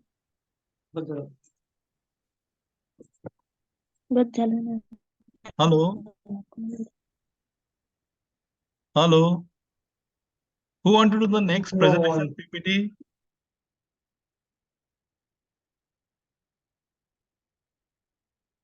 Dear participants, आपको presentation PPT करवाना है क्या?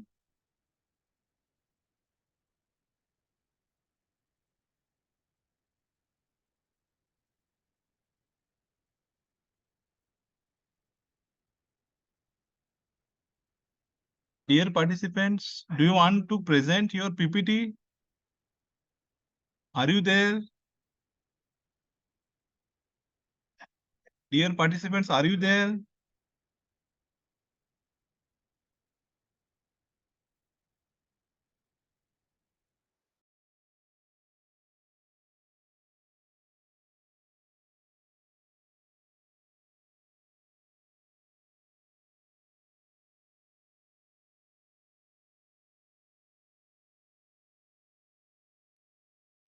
Yes.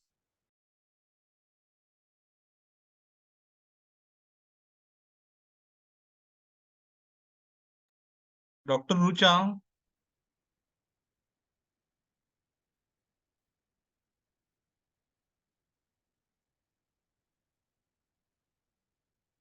Are you hearing me properly? Dear participants, मेरा आवाज आ रहा है आपको? Sir, you are audible. Dear participant, do you want to present your PPT? No, sir. Myself, Dr. Mayamui Narjari, sir. I don't have any paper for presentation. You can orally present.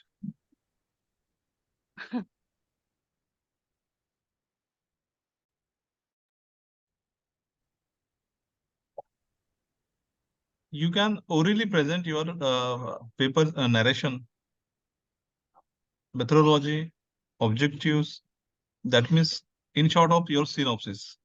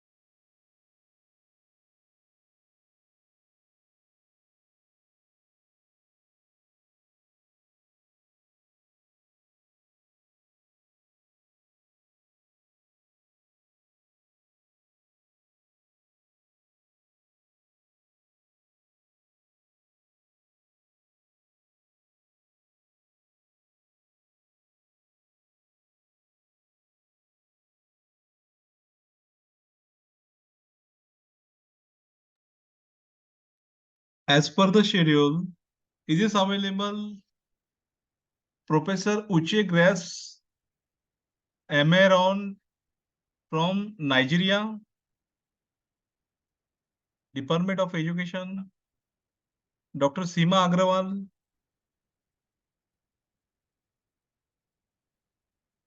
Dr. Seema Agrawal, Dr. Alka Rani, Dr. Alka Rani, Pant Naik, Prem Kumar, Motuji Bose,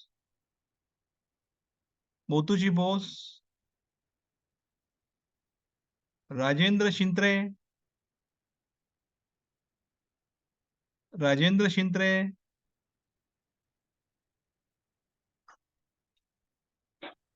Karjule Namdev Rakhmaji,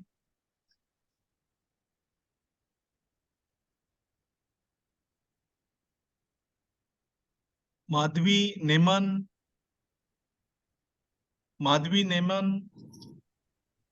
Shahrukh Khan is here.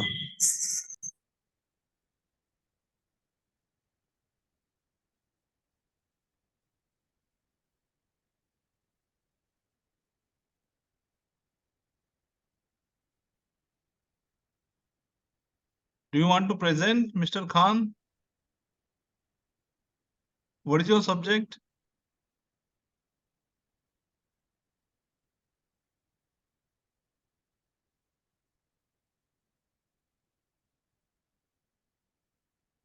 What is your subject, Mr. Khan?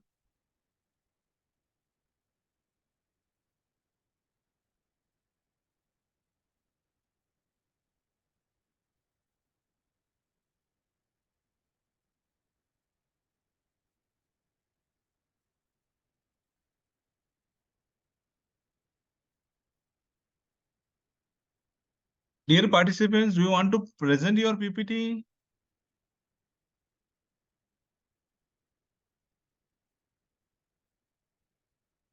Santani sir? Santani sir? Yes, sir. Yes, sir. What to do? Sir, how many are you received? They will present the paper. They are present here, but they are not willing to PPT. So they will not get no, sir, certificates, right? No, they will not get, but here should be some PPT presentation. No?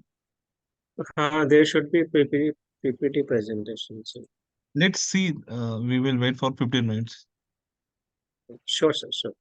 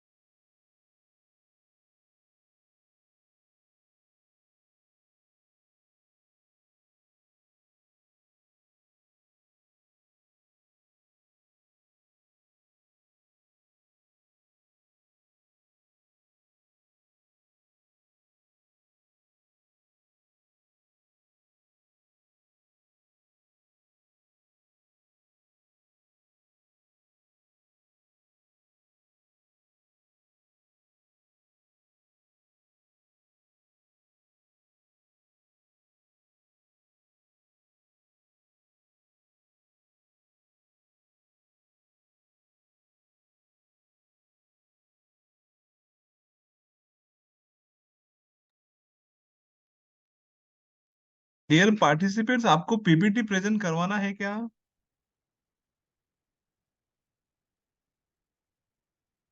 Dear participant, do you want to present your PPT?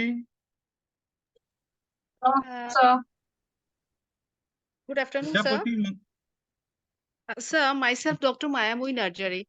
Actually, sir, I got this link early in the morning today itself. So I don't know much about this conference. Just I have joined this conference as a participant, not as a presenter. So right now, sir, I don't have any paper for no presentation. problem. Who want to do the presentation?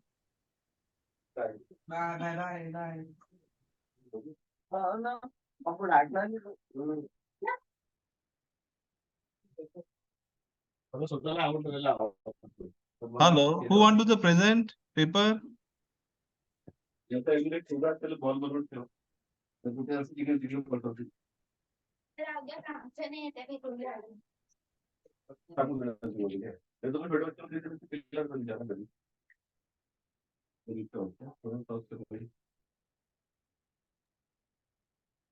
Dear participants, who wants to present the PPTs of a research paper, please do the presentation as per the schedule, please.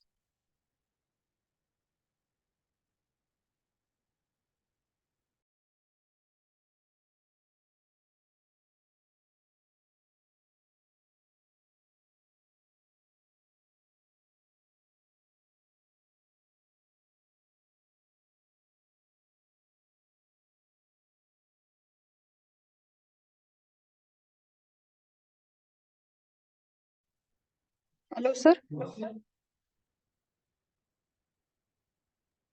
Yes, When we will get the link for a certificate?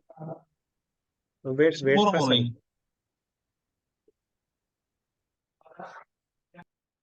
You will not get for the Google certificate. You will get the original certificate from Advani Law College. Please for that. The participant, do you want to present your How to PPT? get that certificate? We will talk about the certificate later.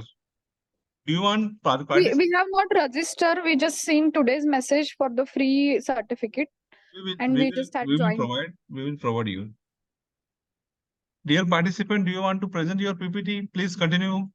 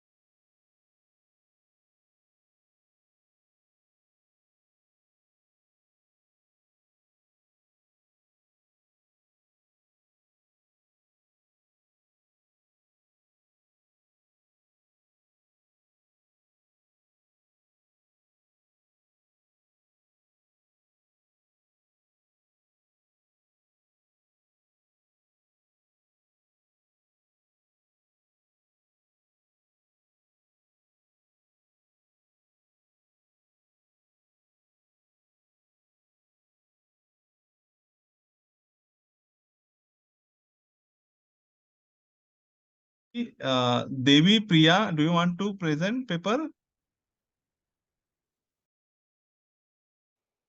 Unmute yourself.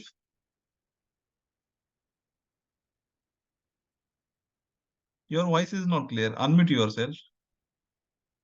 Devi Priya.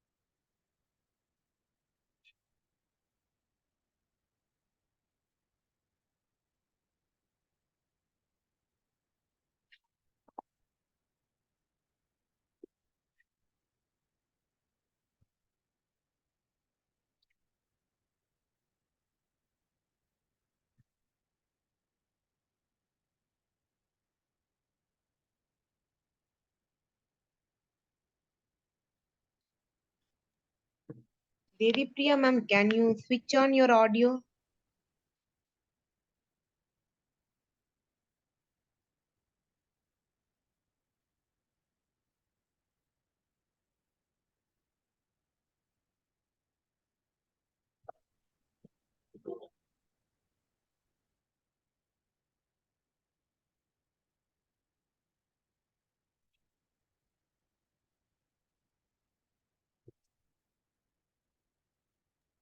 Ma'am, switch on your audio, ma'am, please.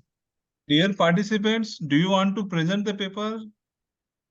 Devi Priya, you are mute. Kindly do unmute yourself. आपका आवाज नहीं आ रहा है. आप mute हो. Unmute कर लो आप खुद Okay. को. Okay. Devi Can Priya. you hear, sir, right now? Sir? Right now, आपका आवाज अभी आ रहा है. Sir, can you hear me right now? Yes, we are getting your voice clearly. Yeah, okay. Good afternoon, sir. I have no paper presentation right now. No, you are orally I'm just, presentation. Do not worry about that. You do the I'm oral just, presentation. no, I'm just participant, Please sir. continue. Please continue.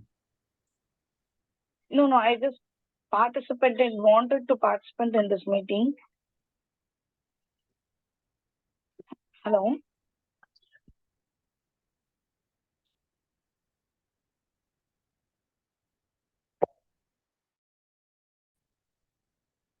Hello.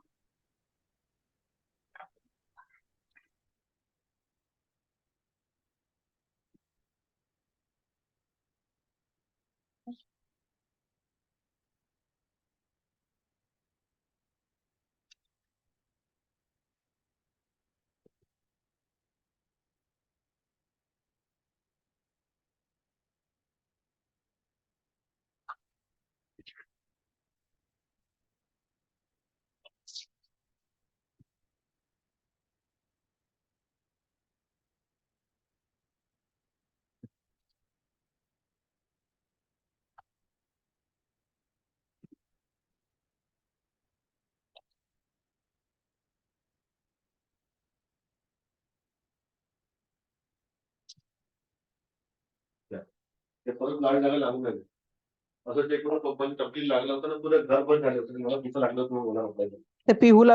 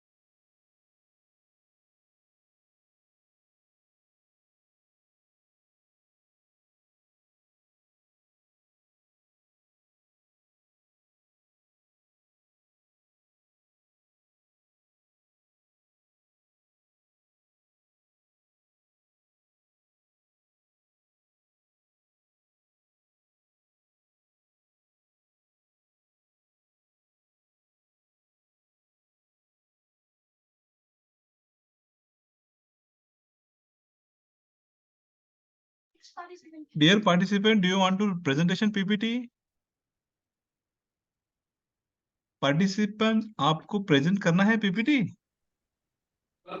No, sir. No, sir. No, sir. Can we ask the participants to share their views if they want to share their views?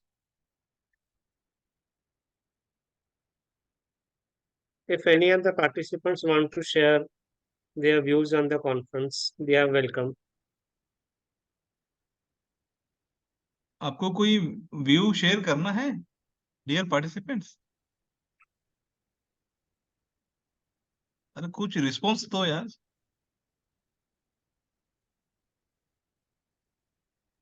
Sir, No, not sir. presenting, sir. We are not presenting.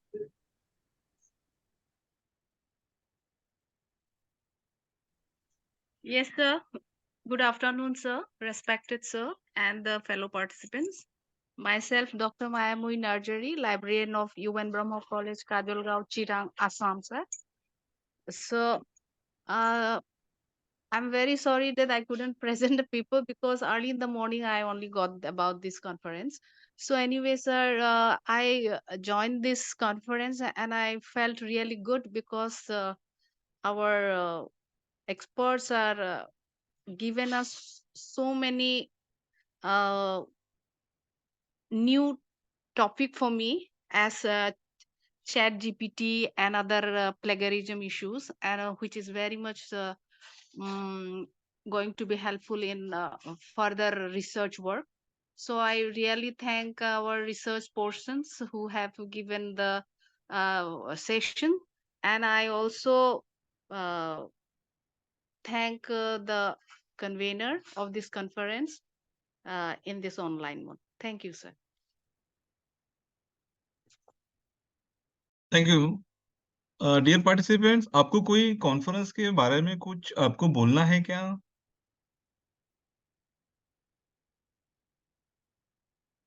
Good afternoon, everyone. This is Shahida Baba from KHMW College. Sir, as ma'am just said now, even मुझे भी अभी ही पता चला morning में, and so I couldn't, present the paper. But overall, the session was very helpful and very nice. Thank you. Thank you. Thank you so much, and thank you, sir. Next time कोई conference होगा तो आपको अच्छा लगेगा आने के लिए? जी sir, but yes sir, but है ना, मतलब लाइक कॉन्फ्रेंस कब होता है ऐसा हमें नहीं मालूम होता है, तो ऐसे हम लोग अगर एक ग्रुप फॉर्म कर ले ताकि जो भी मैं अपडेट। आपको ऐड कर देंगे। जी जी फाइन, श्योर आप सिर्फ सर। मेरा जो नंबर है 9370471526 पे एक मिस कॉल करवा देना। आप सर चैट बॉक्स में डाल सकते हैं क्या please, if you don't mind, ताकि फिर हम कर देंगे उसको ऐड ऑन कर देंगे। जी sir. Yes yes yes. Excuse me, sir. Please continue. I just want to ask one question. Please wait. That for pharmacy, which journals are there? You just had said I in will the... share with you the list of journal. Okay. That are UGC care journal? Yes, yes. BF of So Advani Law College. One day conference group is there. In that, you are going to share that? My number, do you have my number? Yeah, in that group, there is your number. Yes, yes. Call me at evenings onward 7. Okay, Behalf sir. of Advani Law College and behalf of Sri Wagmare Brothers Private Event Management Company, we would like to wind up here and get a point on conclusion, wind up session. This conference is very good and the paper have been presented by the present researcher. Resource person's lecture was very outstanding, as well as the keynote address also outstanding. I would like to thank Dr. Suresh Santani sir for giving the support for media partner and publicity from Sri Wagmare Brothers. With the permission of Dr. Suresh Santani sir, may I close? Sir, I would also like to thanks to all the. Sir, am I audible, sir? Yes, audible, Yeah, sir. yeah. Sir, just 2 minutes on behalf of my board, on behalf of my college staff and students. I would like to thanks to each and everyone who participate and who are present right now also on this online platform mode. It was very good support from Wagmare sir. Thank you so much, sir, especially to you also, because it's a part of our celebration of 75th of our board.